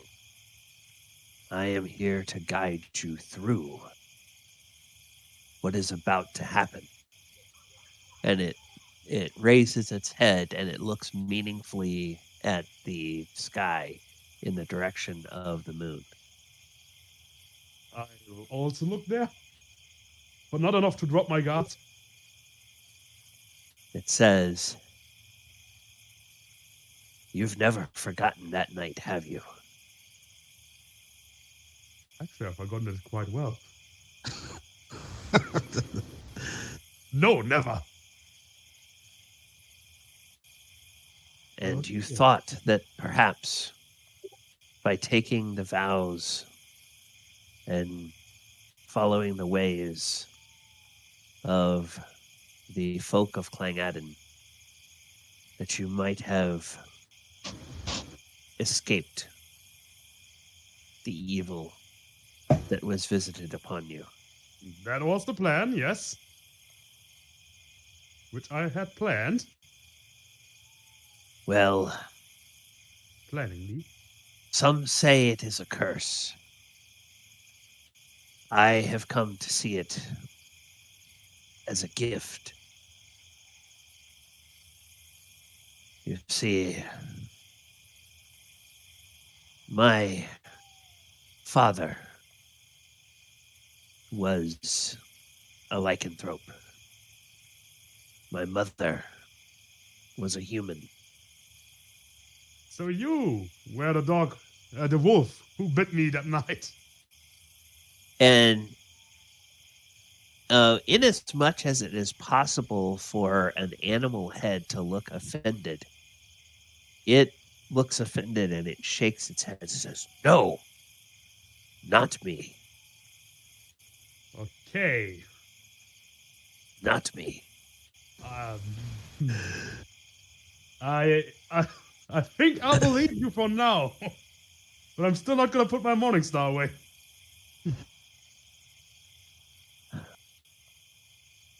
So what's going to happen? Well, you are going to need to be someplace where game is available and the sleeping forms of your friends are not too easy to reach. Okay, so I should go far into the forest, you say? That's what I'm getting? We don't need to go that far. My pack is nearby. They are all natural beasts. They don't have the ability that I was born knowing how to control, and that if you survive long enough, you may learn to control. But for the first few times that this happens, now that you have reached the age, you are not going to have any control. And you need to be in the company of those of us who can prevent you from doing something that you will deeply regret when you come to your senses again. I'll put my weapons away for now and take out my sword again, put it also away. But I want you to stay a bit away from me. For now. I understand. I still do not completely trust you. But I will take your advice if it means my friends are safer. You may follow me. I'll follow him. Just a bit behind, but enough to have time to draw out my sword at least. Okay. So he turns and he heads off towards a little grove of trees. And as he goes through some underbrush, you then see an area where there are about a half a dozen wolves that are just sort of laying down like so many dogs. There are 2 adults, 2 juveniles, and 2 cubs that you can see there. And he walks into their midst, and they just don't pay that much attention to him. As you get closer, the pups, they stand up and they go over and they cower by the adults.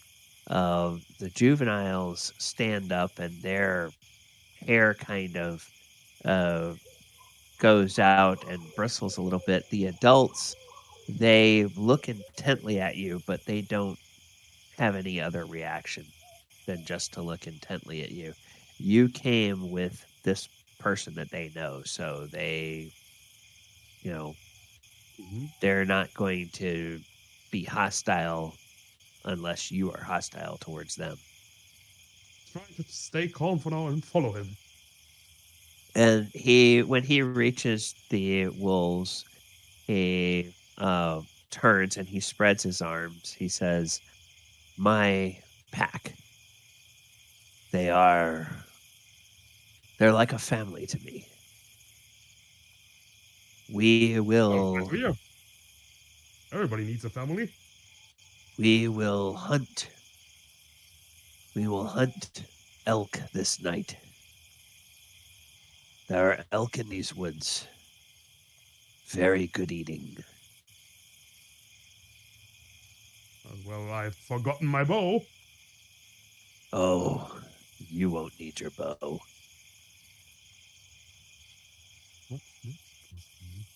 Gray Cloud here already has the scent of the elk.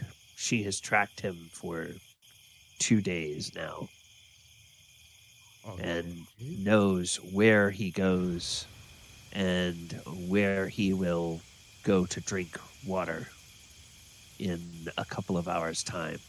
Quick question. Do you believe in any god?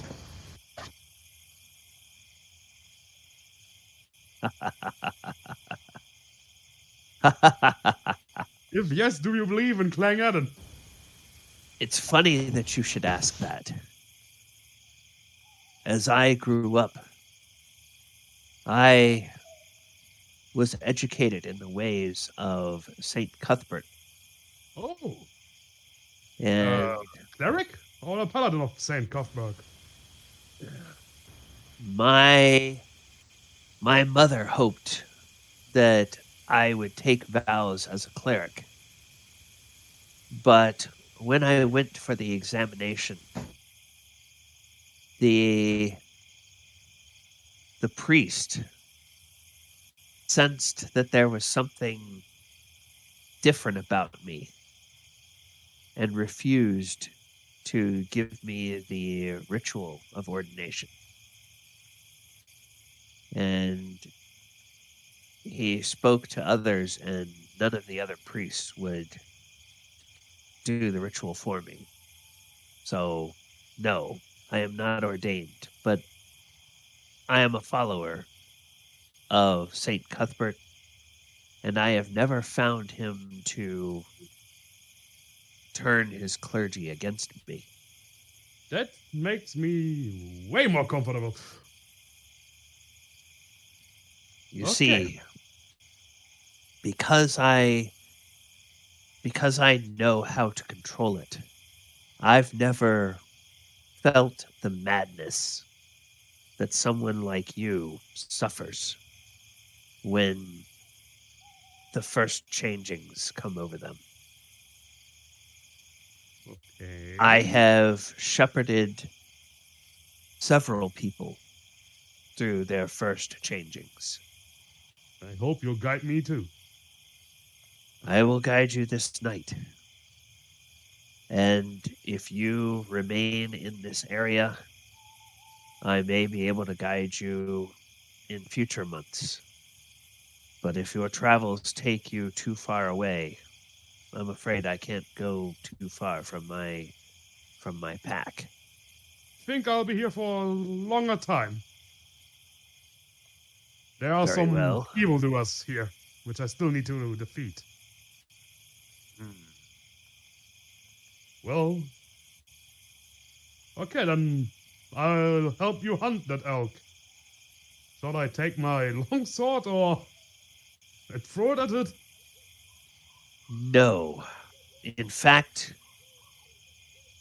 to save yourself injury, to protect your equipment, I would suggest that you take all of your weapons, all of your armor, all of your clothing off, and put them down by that rock right over there. All of my The pups and the juveniles will stay here, keep guard over it. Nothing will happen to it, I assure you, while you and I and the adults go on the hunt. Can't I at least take my longsword, which I have over my back? No, you will not even think about that. Once the madness comes over you, you will not know or remember anything until it passes. Lang Adam, protect me as I lay down my weapons. Okay. You're slowly doing that. You're saying your prayers and you're pulling your armor off and whatnot. And the Knowing that he is a believer of Saint Cuthbert. yes, and he will even recite a few of the sort of prayers of protection that you've heard Brother Tuck recite when he's saying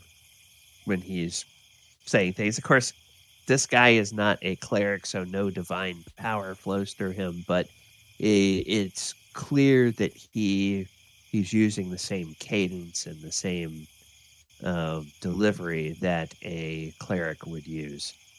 So, he seems very familiar with this. And he says, as you're finally getting your weapons and you've kind of gotten down to your small clothes, he looks up to the sky, and you can see that a cloud is passing away from the moon. And as you look up at the moon, you suddenly have this feeling come over you. It's a feeling that it's like the rush of adrenaline when you are about to go on a roller coaster or something like that.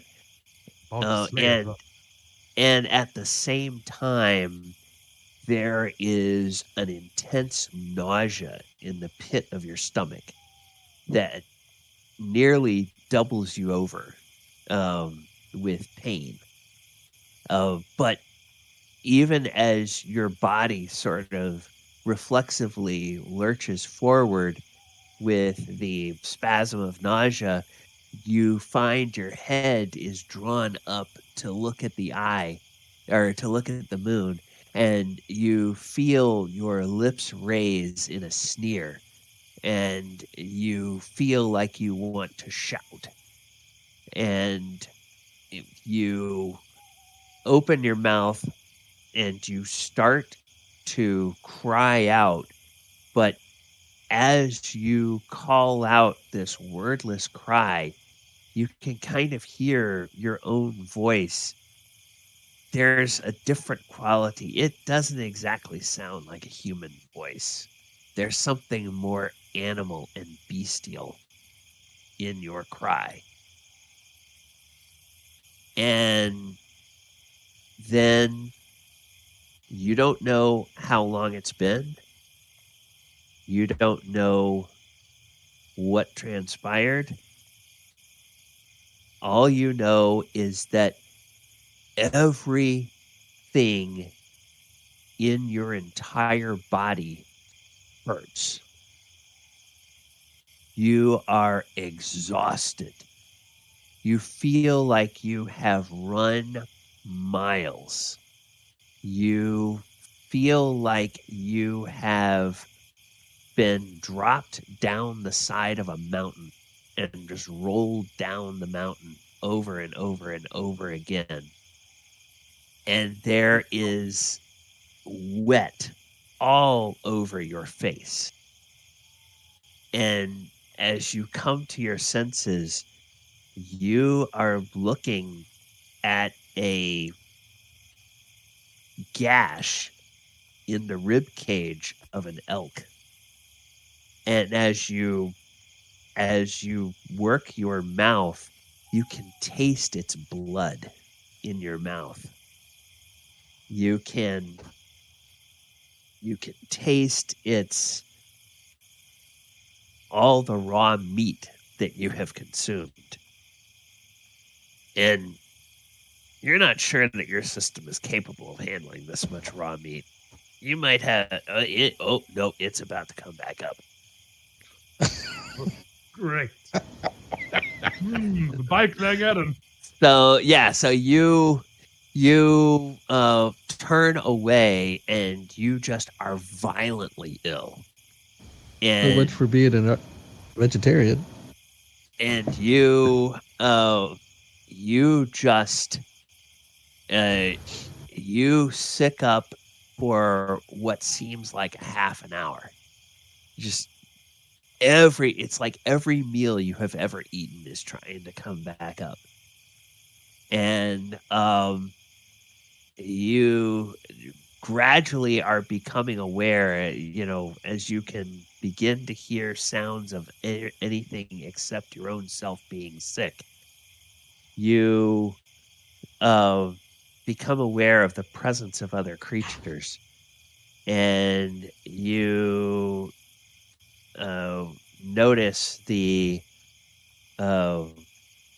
2 adult wolves are over there pulling at pieces of the elk, and then sitting not far away is a man, a human. He is fully human. He has shaggy brown hair streaked with gray, a big wide beard that's brown and again streaked with gray that hangs down to his chest.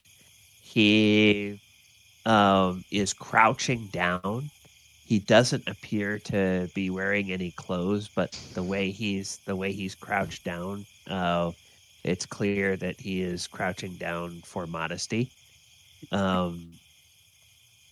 And So big. Okay. he looks at you and he speaks with a voice, and you recognize it as the same voice that creature was speaking to you before. And he says, "You did well. You survived your first changing." I tried to say, okay. Don't try to speak too quickly. Okay. We are perhaps a mile from where my pack is camped.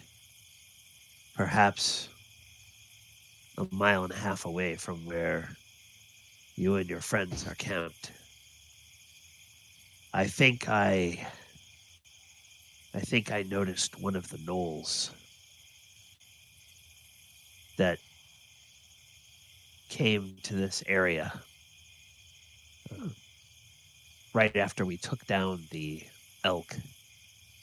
I believe that it thought it was only seeing wolves, so it turned and went away.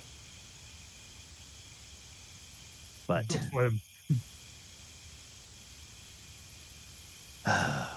when you have your strength, we should go back to where your gear is. I have a couple of water skins there. And some rations I just nod. that might settle your stomach.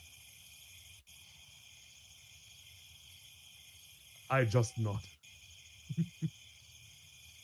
Too exhausted to talk anymore. Yeah. And the wolves, they're just, it's wolves being wolves. They're just eating like wolves will eat. And you just sort of sit there on your hands and knees limply for a while. And after about 10 minutes, one of the wolves slowly pads over towards you and will come up and will begin just sort of licking the blood off of your face.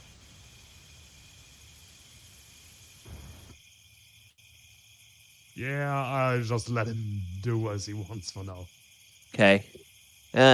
It does, and as it finishes licking the blood off of your face, it just kind of seems to just sort of lean in a little bit against you, just sort of, like almost like a friendly little nudge with its shoulder against your shoulder. Right, and not should be back. And then it goes back over, and the other wolf seems like it's finished eating as well. And they go over and they sit down and they're just looking at you and the other man. And you feel like now, okay, you can probably walk at this point. Everything is still sore. You still feel exhausted, but I try to move back to my armor. Yeah. Clothing and you guys are able to make your way back. It's you don't know how you were able to come out here barefoot. You step on twigs and it hurts your feet, and you step on little rocks and everything like that. It's like, oh man, how you are going to be kind of bruised, and you're definitely going to need to find some place to bathe before too long. Yeah, understandable. But you get back. You get back there, and true to his word, the juvenile wolves and the cubs are there, and all of your gear is there. Nothing has been disturbed, and he has 3 large water skins and an oiled pouch that is wrapped up, and he sets that down, and there's some you can tell that there's some rations in there. And so you gradually, you can drink some water and wash the taste of the bile out of your mouth and everything, and the last of the vestiges of the taste of blood out of your mouth. And the water is cool, clear, sweet, clean. Whatever source they got this from, it's a really good, nice, clean source of water. And after drinking some of that, your stomach grumbles a little bit. Surprisingly enough, even this soon after having been sick, now you're hungry. Great. And that's, just regular trail rations. Some good, hard, but not stale bread. some dried meats, some dried fruit. There's an assortment of stuff, whatever Arcturus would normally eat. There's plenty that he can make a quick meal off of it. I definitely dig in. And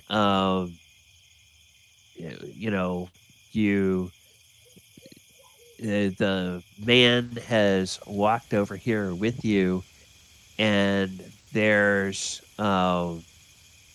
there's one point when you focus on your rations, and then you look back up toward the man, and he's not the man anymore. He's now the hybrid form, halfway between the man and the creature. The creature's head and fur and claws, but the bipedal form. And he says,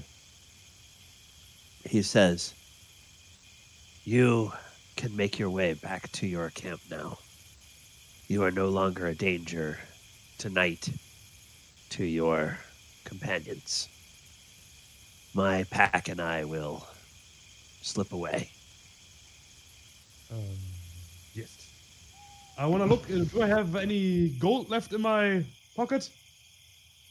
Oh, yeah, you have a few pieces of gold left. None of your valuables, none of your treasure, none of your equipment has been touched while you were gone. Take that gold and give it, and try to give it to the half-wolf person. He gives this laugh that sounds eerily human and eerily animal at the same time. And he says, I don't have any use for your treasure. And I wouldn't want it if I did. Seeing people in your condition, helping them avoid senselessly killing and destroying those they care about, that's enough reward for me. Well, thank you for helping me through this night. Yes. I'm pretty sure I wouldn't have made it without you. Yes, when you notice the moon is close to being full again, try coming into the woods. I will attempt to be nearby. Fortunately, there are not so many afflicted such as you at any one time that in this area that I cannot be here to keep an eye on you. I'll try my best to get back into the woods if it turns full moon again. Yes, I have noticed your companions, the one that has the woodcraft. He is very keen. He leaves offerings for my pack, which are very much appreciated. From where we have seen him, you all operate between the village of Hommlet, I believe it is called, and the Moat house, which is now being reconditioned. Into our base, yes. And that place of evil, that temple where there was that large magical battle not many days ago. Yeah, also that. Okay, well, that's good, because all of those are within the territory that my pack normally travels. That's great.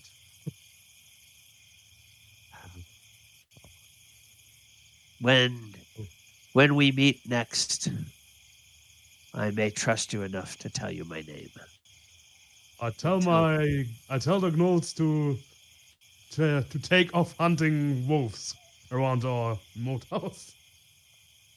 Oh, that would be much appreciated. Thank you. No problem. Thanks for helping me through the night. I should get back to the camp now, or they might search for me and I wouldn't like them to see me right now. Yes, it would be rather difficult to explain. Yep, me naked in the forest with wolves. Yeah. Well, by now you're all dressed back in your Oh, true. armor, presumably, Still, and you've got your equipment all back on and everything. me smelling like shit. Yeah, everything still hurts. I mean, Yeah. it feels like, you know, in addition to all the aches, it feels like probably every joint has been pulled out of its socket and then reset. I mean, it's just sore. Everything that bends is sore. Every muscle is sore. Uh, there are places that you didn't even know you had muscles that are sore. That sounds positively dreadful. Yes. So you wind up going back towards the camp, and as you get closer, one of the gnolls comes out of the shadows and says, "Ah, there you are. You were gone a long time. Is everything all right?" I had a great one-to-one session with Clangadon. Oh, He was showing me some things oh, which I had forgotten about.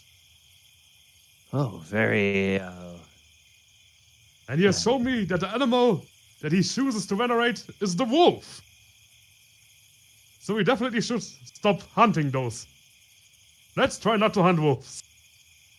Oh, Get the message out to every other gnoll, okay?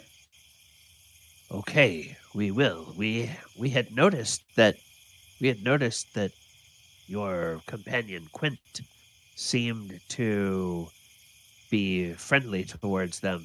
So we have been careful not to hunt them, but we had not put a ban on it. I will see that there is a ban now on Clint hunting. has probably been shown a vision by Clangadon. That's why he knew before me. Which is weird, but hey. Ah, well, Clangadon gods- works in mysterious ways. exactly. You took the words from my mouth. And well, just like the gnolls, the wolves are now also allies of Clangadon. Interesting. For Clangadon! For Clangadon, he kind of stands to attention and clasps his fist to his breast. And Thank you, Gnoll. yes, I am going to lay down for a second. yes, you as you approach the camp, you can tell that the campfire long ago, like probably hours ago, burned down to embers, and even the embers are almost completely burned out. And it's almost nothing but ash left there in the campfire. Some people asleep? Oh, yeah. All of your companions are just, you can hear them snoring. I'll just try to find a bed and lay in there. Yeah. I don't And care how as you go and as you lay down,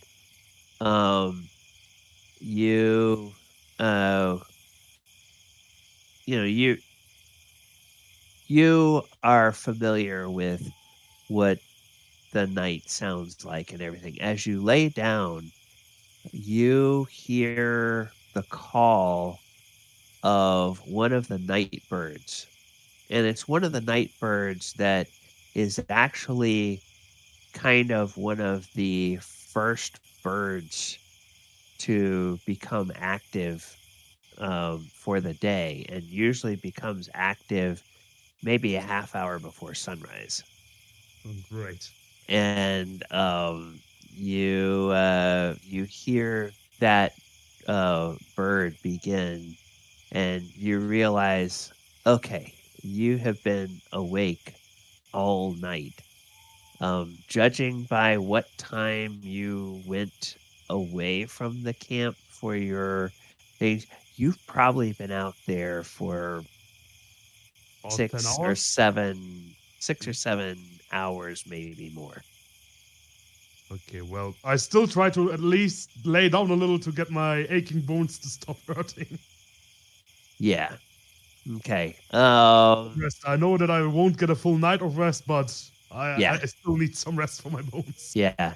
And I don't think you used any spell slots, so you're not missing any spell slots, but you're I don't you're have gonna any. I'm not a mage. I'm not level 9. well, if you expend your spells, you have to pray for them after resting, right? So you haven't expended any spells. I don't have any spells. You don't have spells yet. I'm You not just level have 9. the lay on hands ability. and things Oh, like that. actually, that's a good idea. So I try to use lay on hands to reduce my pain. you put your hands on yourself and you call upon the power of Clangadin, and you can sense Clangadin's power there, which is a relief. Whatever has happened to you Doesn't forsake me. hasn't cut off your connection to the deity, but it's almost like you can feel Clangadin giving you sort of a celestial say what when you want to try to just remove aches and pains with the healing. You're not suffering any hit point damage. You just hurt. Okay. Seems like I cannot repair that part for now. Yeah. It's not going to take the pain away because you're not suffering any hit point damage. Just aching. You're just going to ache, and if you guys have a full day of travel today, it's going to be tonight before you can get any rest.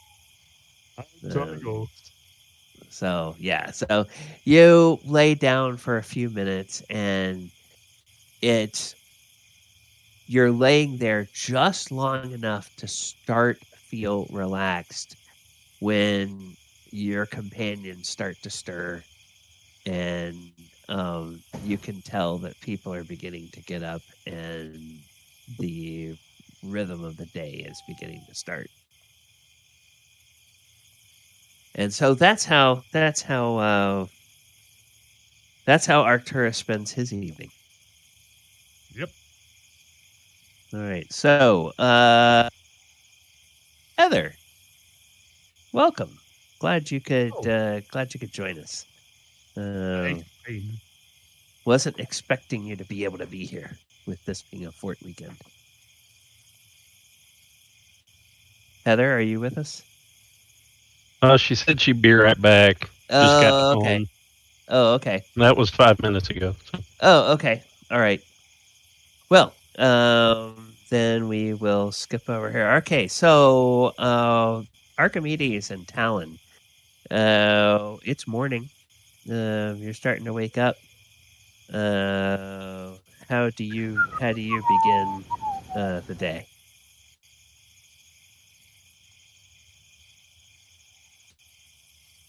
Do the morning ritual of any human being or half elf. And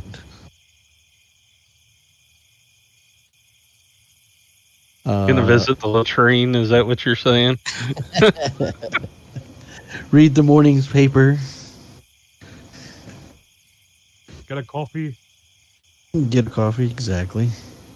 Eggs and bacon. Yeah. And see if my horse is still alive. Oh, yeah, your horse is fine. Everything. Okay, good. One thing that you have noticed, Archimedes, you always pride yourself as being fairly early to rise. I mean, you're always up by the time the sun is at least its own full height above the horizon. Okay. But for whatever reason, normally the paladin is up and clanking around and making noise and all that kind of stuff long before you are ready to stir. But this morning, as you get up, you realize the paladin is over there in his bedroll, just looking completely crashed, that's unusual for him to be sleeping this late. That's peculiar. Yeah. So, and Talon, what about you? What's your morning routine? Oh, I will get up and feed and water myself in Desert Wind, and resaddle him and get ready to march out for the day. Okay. Desert Wind, as you are saddling him, he kind of seems a little bit distracted. He keeps kind of looking over at the camp. Well, I'm gonna say, "What is it, boy?" and follow him. And as soon as you say that, he looks at you and he begins to trot right over to where the paladin is sleeping. And he just begins kind of doing that dog thing of like snuffling around, like he's smelling something strange or something out of the ordinary there. And as you get up to the paladin, you notice, okay, yeah, you've seen him sometimes sleep in his armor, but when he does, it's usually everything is all just so and whatnot. He's just crashed there. And, there's kind of leaves and stuff on his armor. It's like he was rolling around in the forest floor or something in his armor overnight. Now, you didn't hear any kind of disturbance while you were sleeping, so you don't know what's going on. And his hair's kind of all messed up and everything. It's not like him. And Desert Wind is just sort of snuffling around like he can sense there's something not quite right, but obviously he doesn't know everybody well yet. And he, it's like he can't quite place it. I'm gonna get down there and smell around too. So,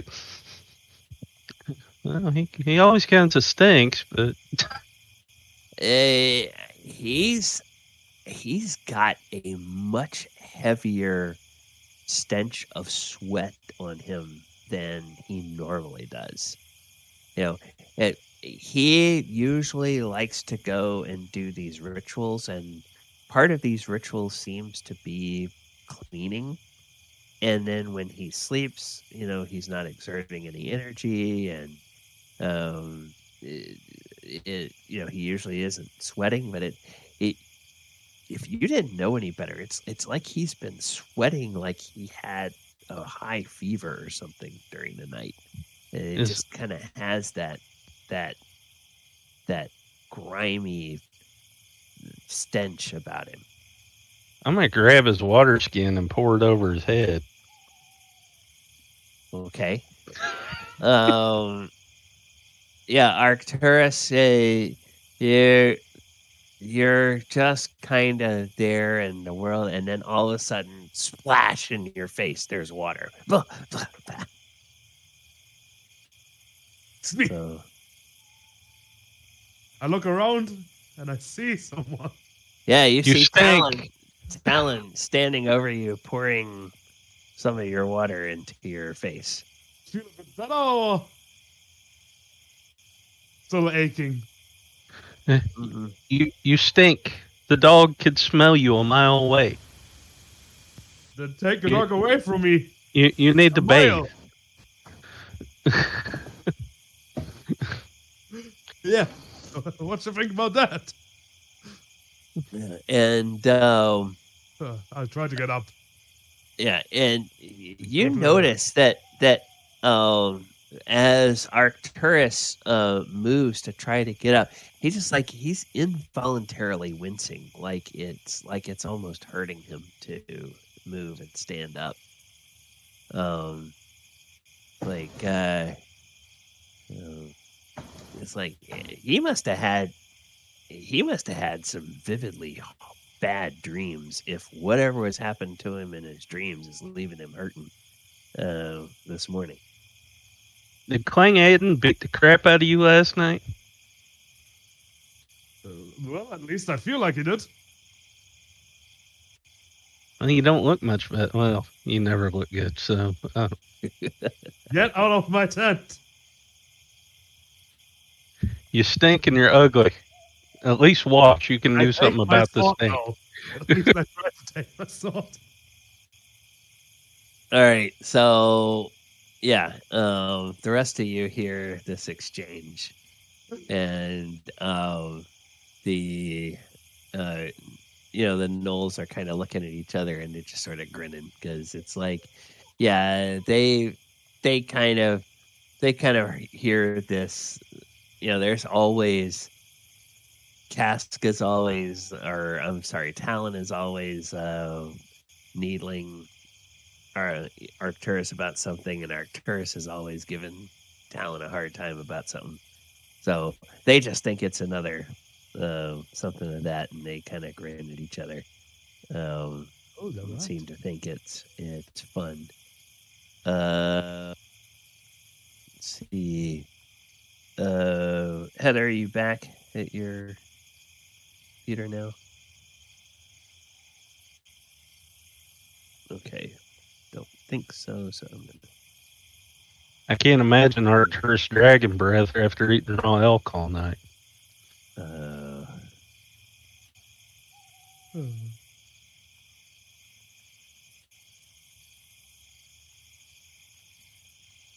All right.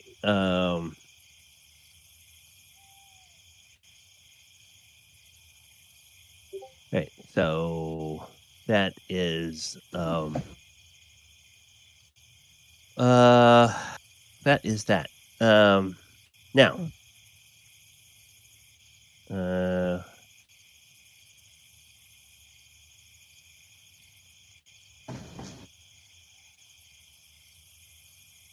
all right. So the work of the camp getting set up begins. Breakfast is being cooked. Your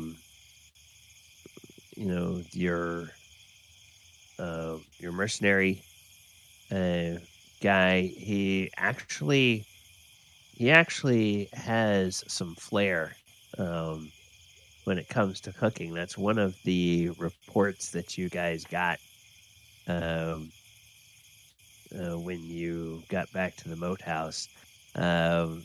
They were a little reluctant to see this guy go with you because he makes really good breakfast, and he's got some cured bacon that he is making over the fire, and he's got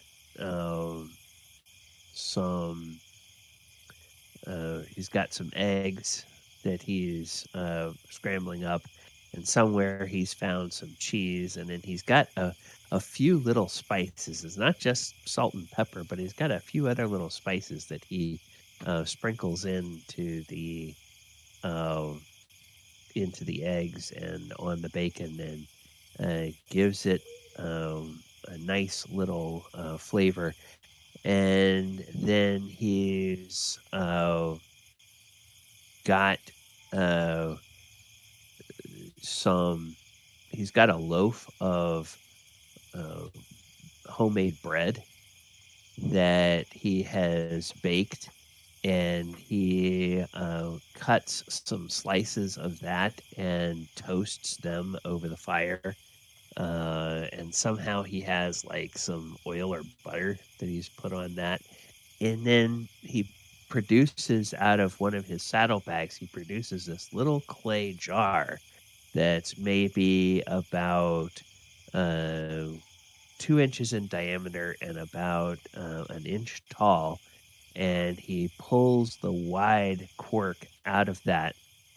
He takes a little spoon and he stirs around, and he takes some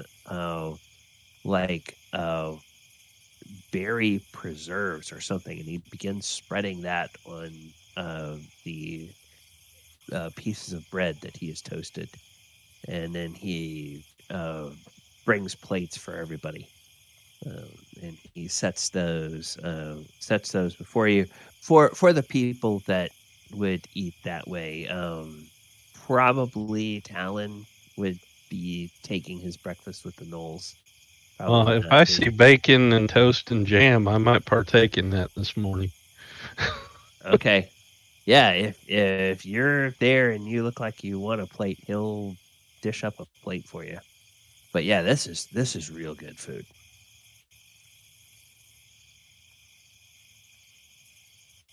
So you're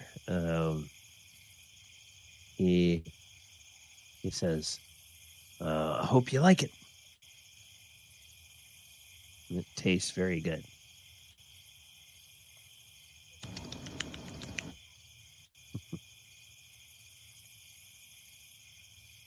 Right. So then everybody, the camp continues to get broken down, and everybody goes, and the rest of you guys, you notice that Arcturus is uncharacteristically quiet today in the saddle. He is not talking to the Gnolls about Clang-Adden. He is not trying to extol the virtues of the faith. He kind of actually looks like it's just taking all the energy he can muster to sit in the saddle without falling off of his horse. Which, again, that's really unusual for him. Yes, I don't know what happened, but I like it.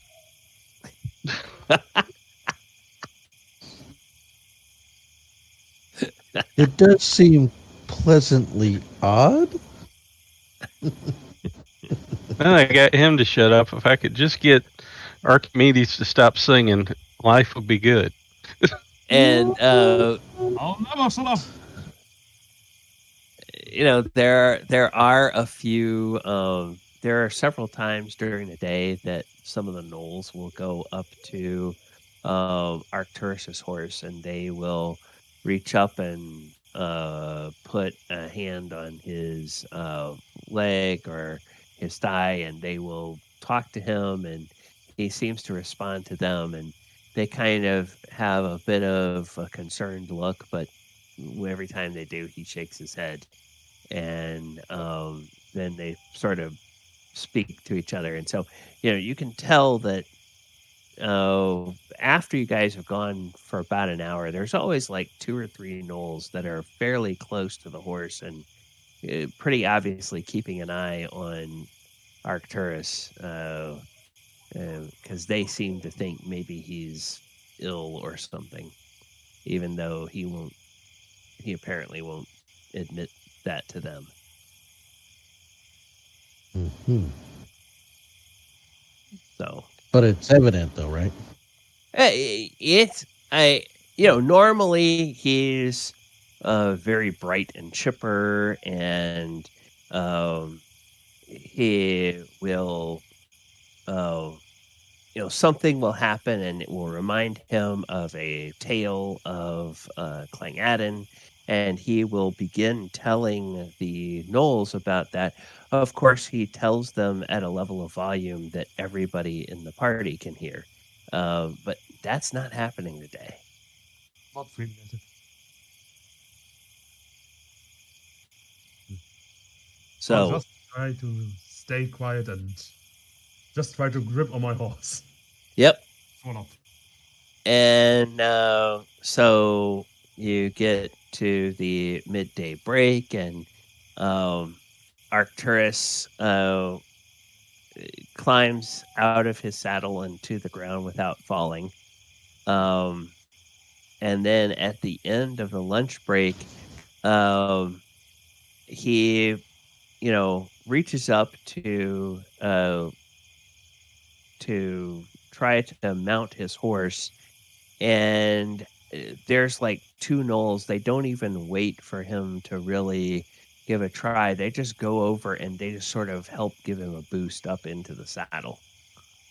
And it's Thank like for the you. rest of you, you have never seen him not just spring up into the saddle when he's ready to ride. And it's like, yeah, something very different about this guy today. Long ride, I would have done it myself. What? I'm sorry. You sound like saying, in a second, I would have done it myself, gotten on my horse myself. But thanks anyway. yeah. All right, you're a little quiet, Marcel. I'm not sure if you changed the position of your mic or something, but Better? yes, Mhm. yes, that's better. Okay. Yay. Hey, Goonie. All right, so I don't know how much you have heard, if any. None. Okay. I was right here after the night. All right. So, the first night on the way from the Moat House back towards the temple, everybody, it was just a normal night in camp. The Gnolls took the watches so all of you could sleep through the night.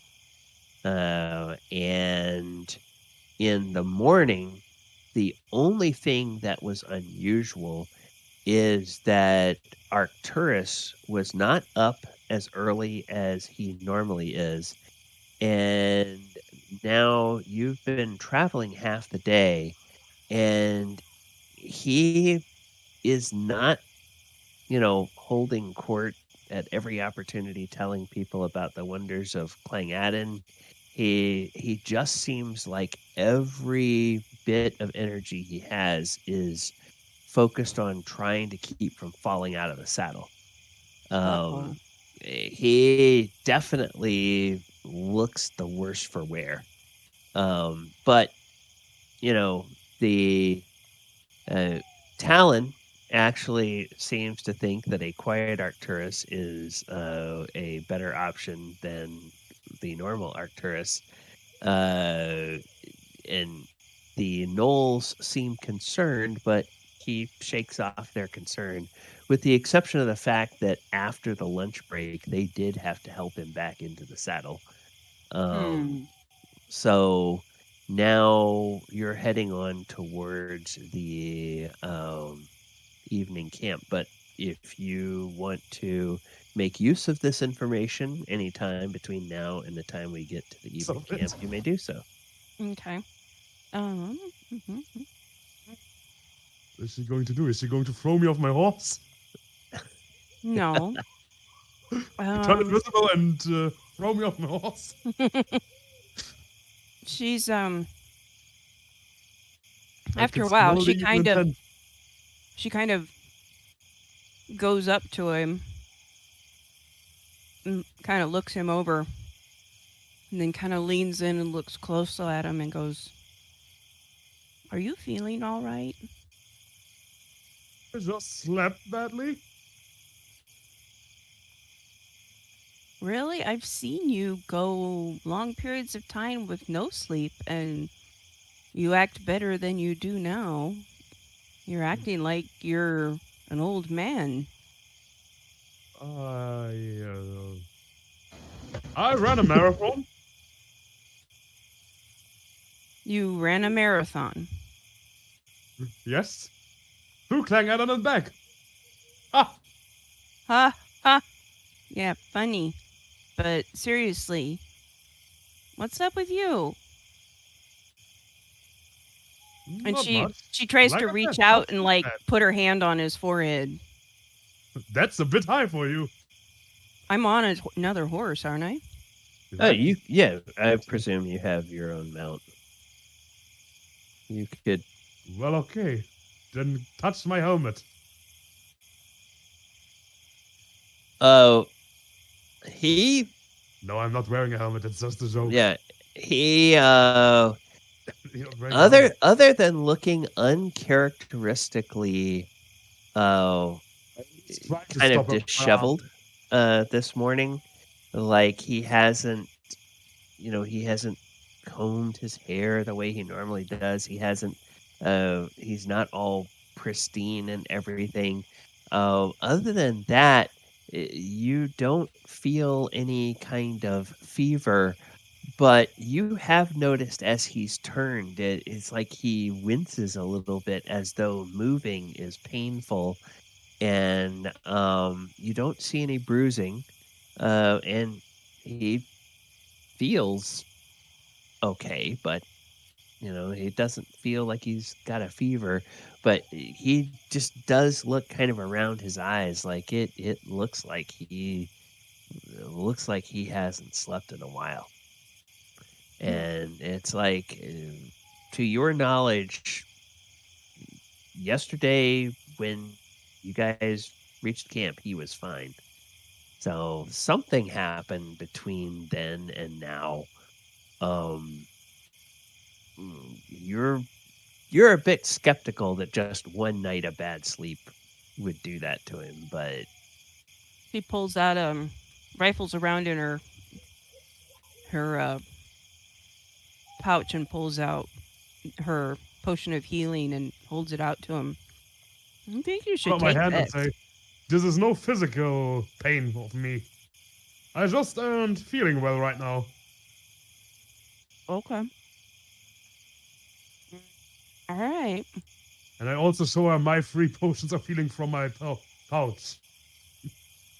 If I needed one of those, I would have one.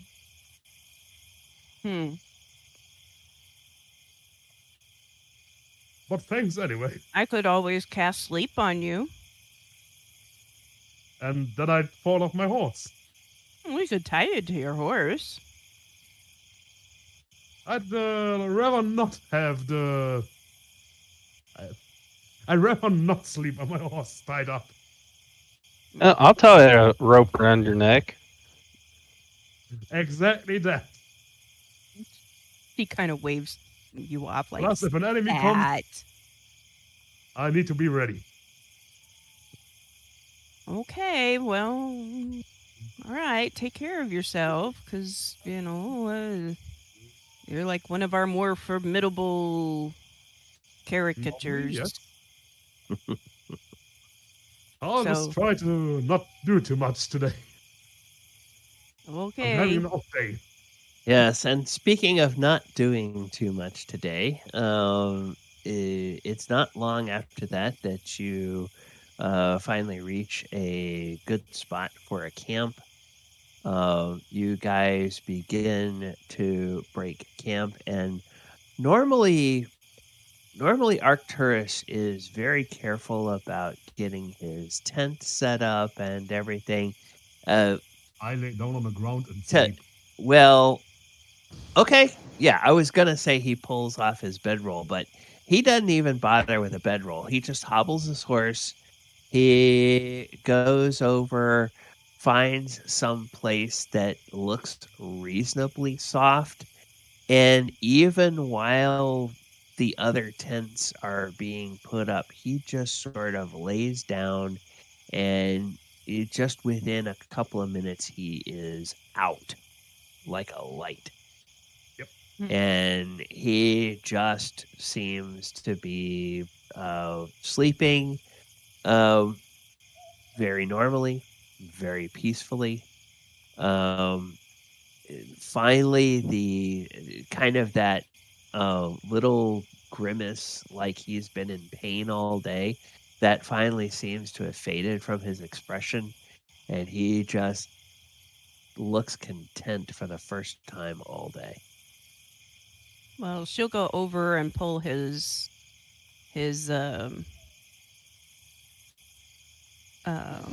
bedroll off, and will then like go pull the blanket out and like lay it over the top of him, and like basically bribe one of the gnolls to go over and kind of gently lift his head so she can put the pillow underneath it or something.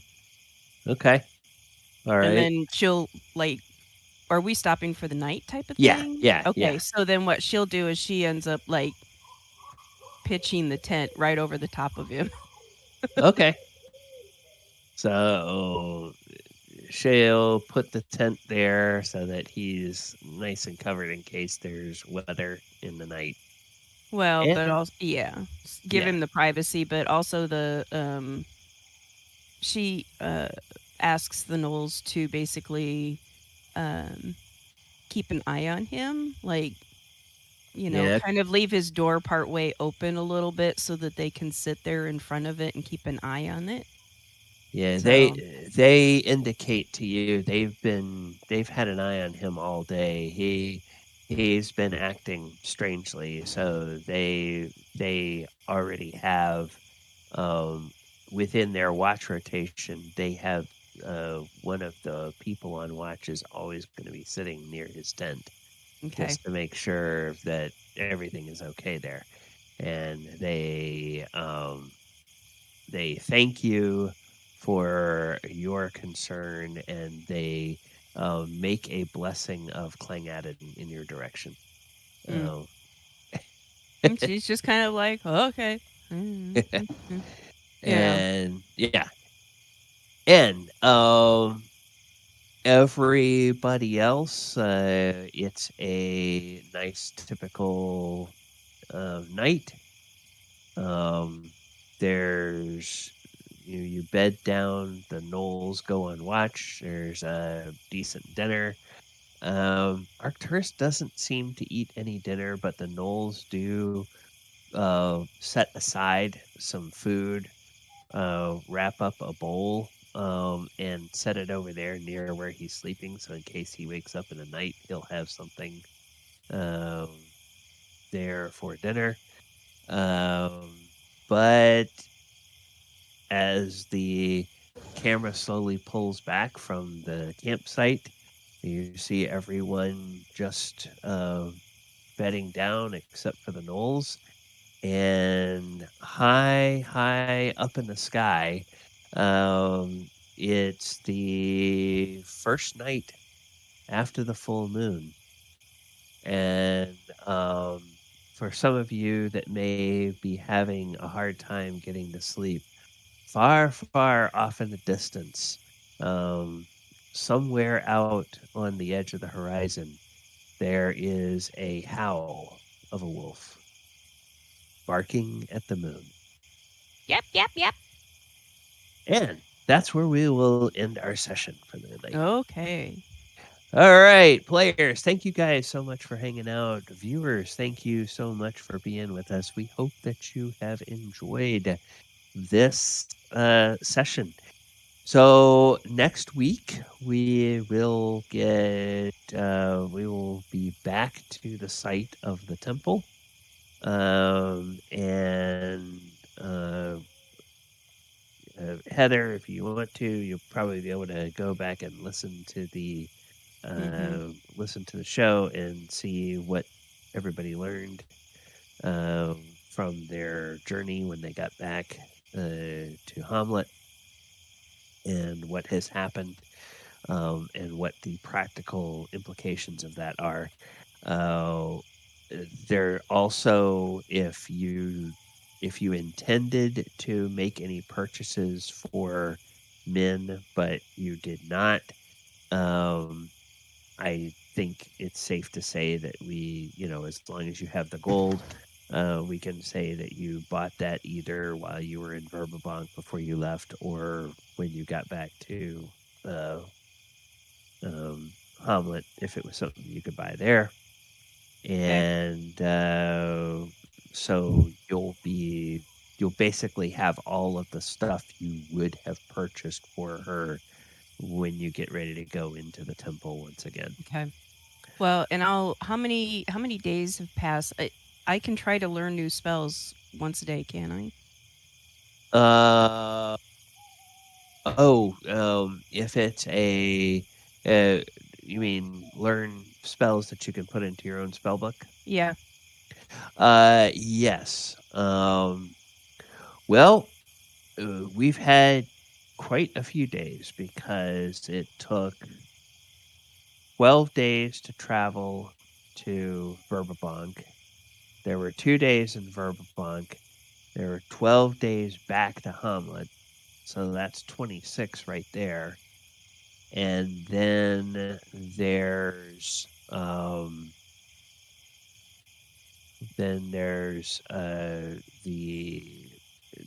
you've had, when we start our session next time, it'll be we'll say it's the third day since then. So 29. Okay. And what is your chance to learn a spell? Pull up my character sheet. Where am I going to find that? That's on the spells. I think it's, if you look under intelligence, it might be there. Attributes. Let's see here. Intelligence is it's chance to learn spell 70%.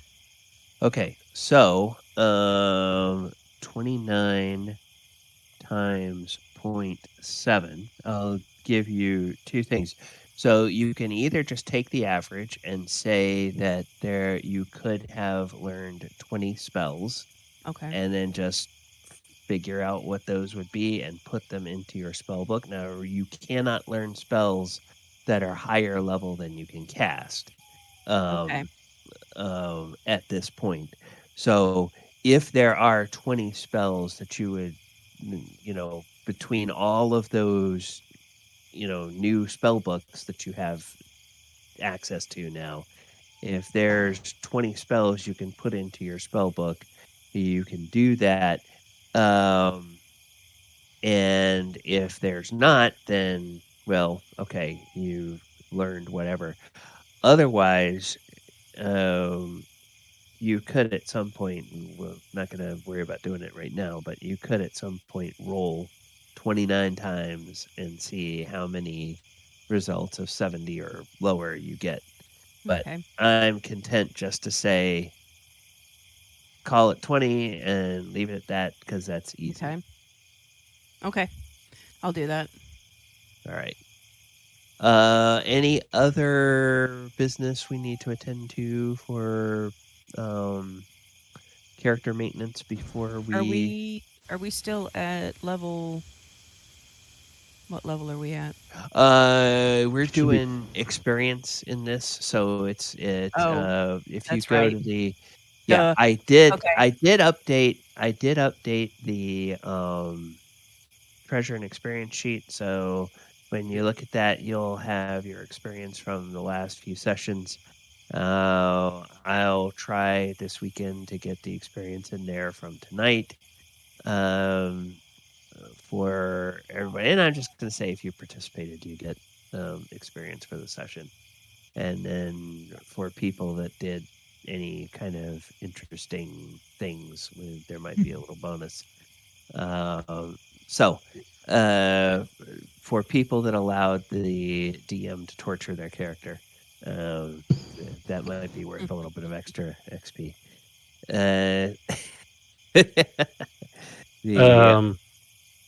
Archimedes and I had a discussion while you were dealing with Arcturus' thing, Bob and I, and we decided that in the future we would divide our treasure by 7, which is 14.28% per one. Yeah. And that would give each character 14.28%. The king 14.28%. I figure that's close enough to 15. Okay. And then we were going to use that seventh one for payment to the mercenaries and the gnolls and upkeep on and new construction and the moat house.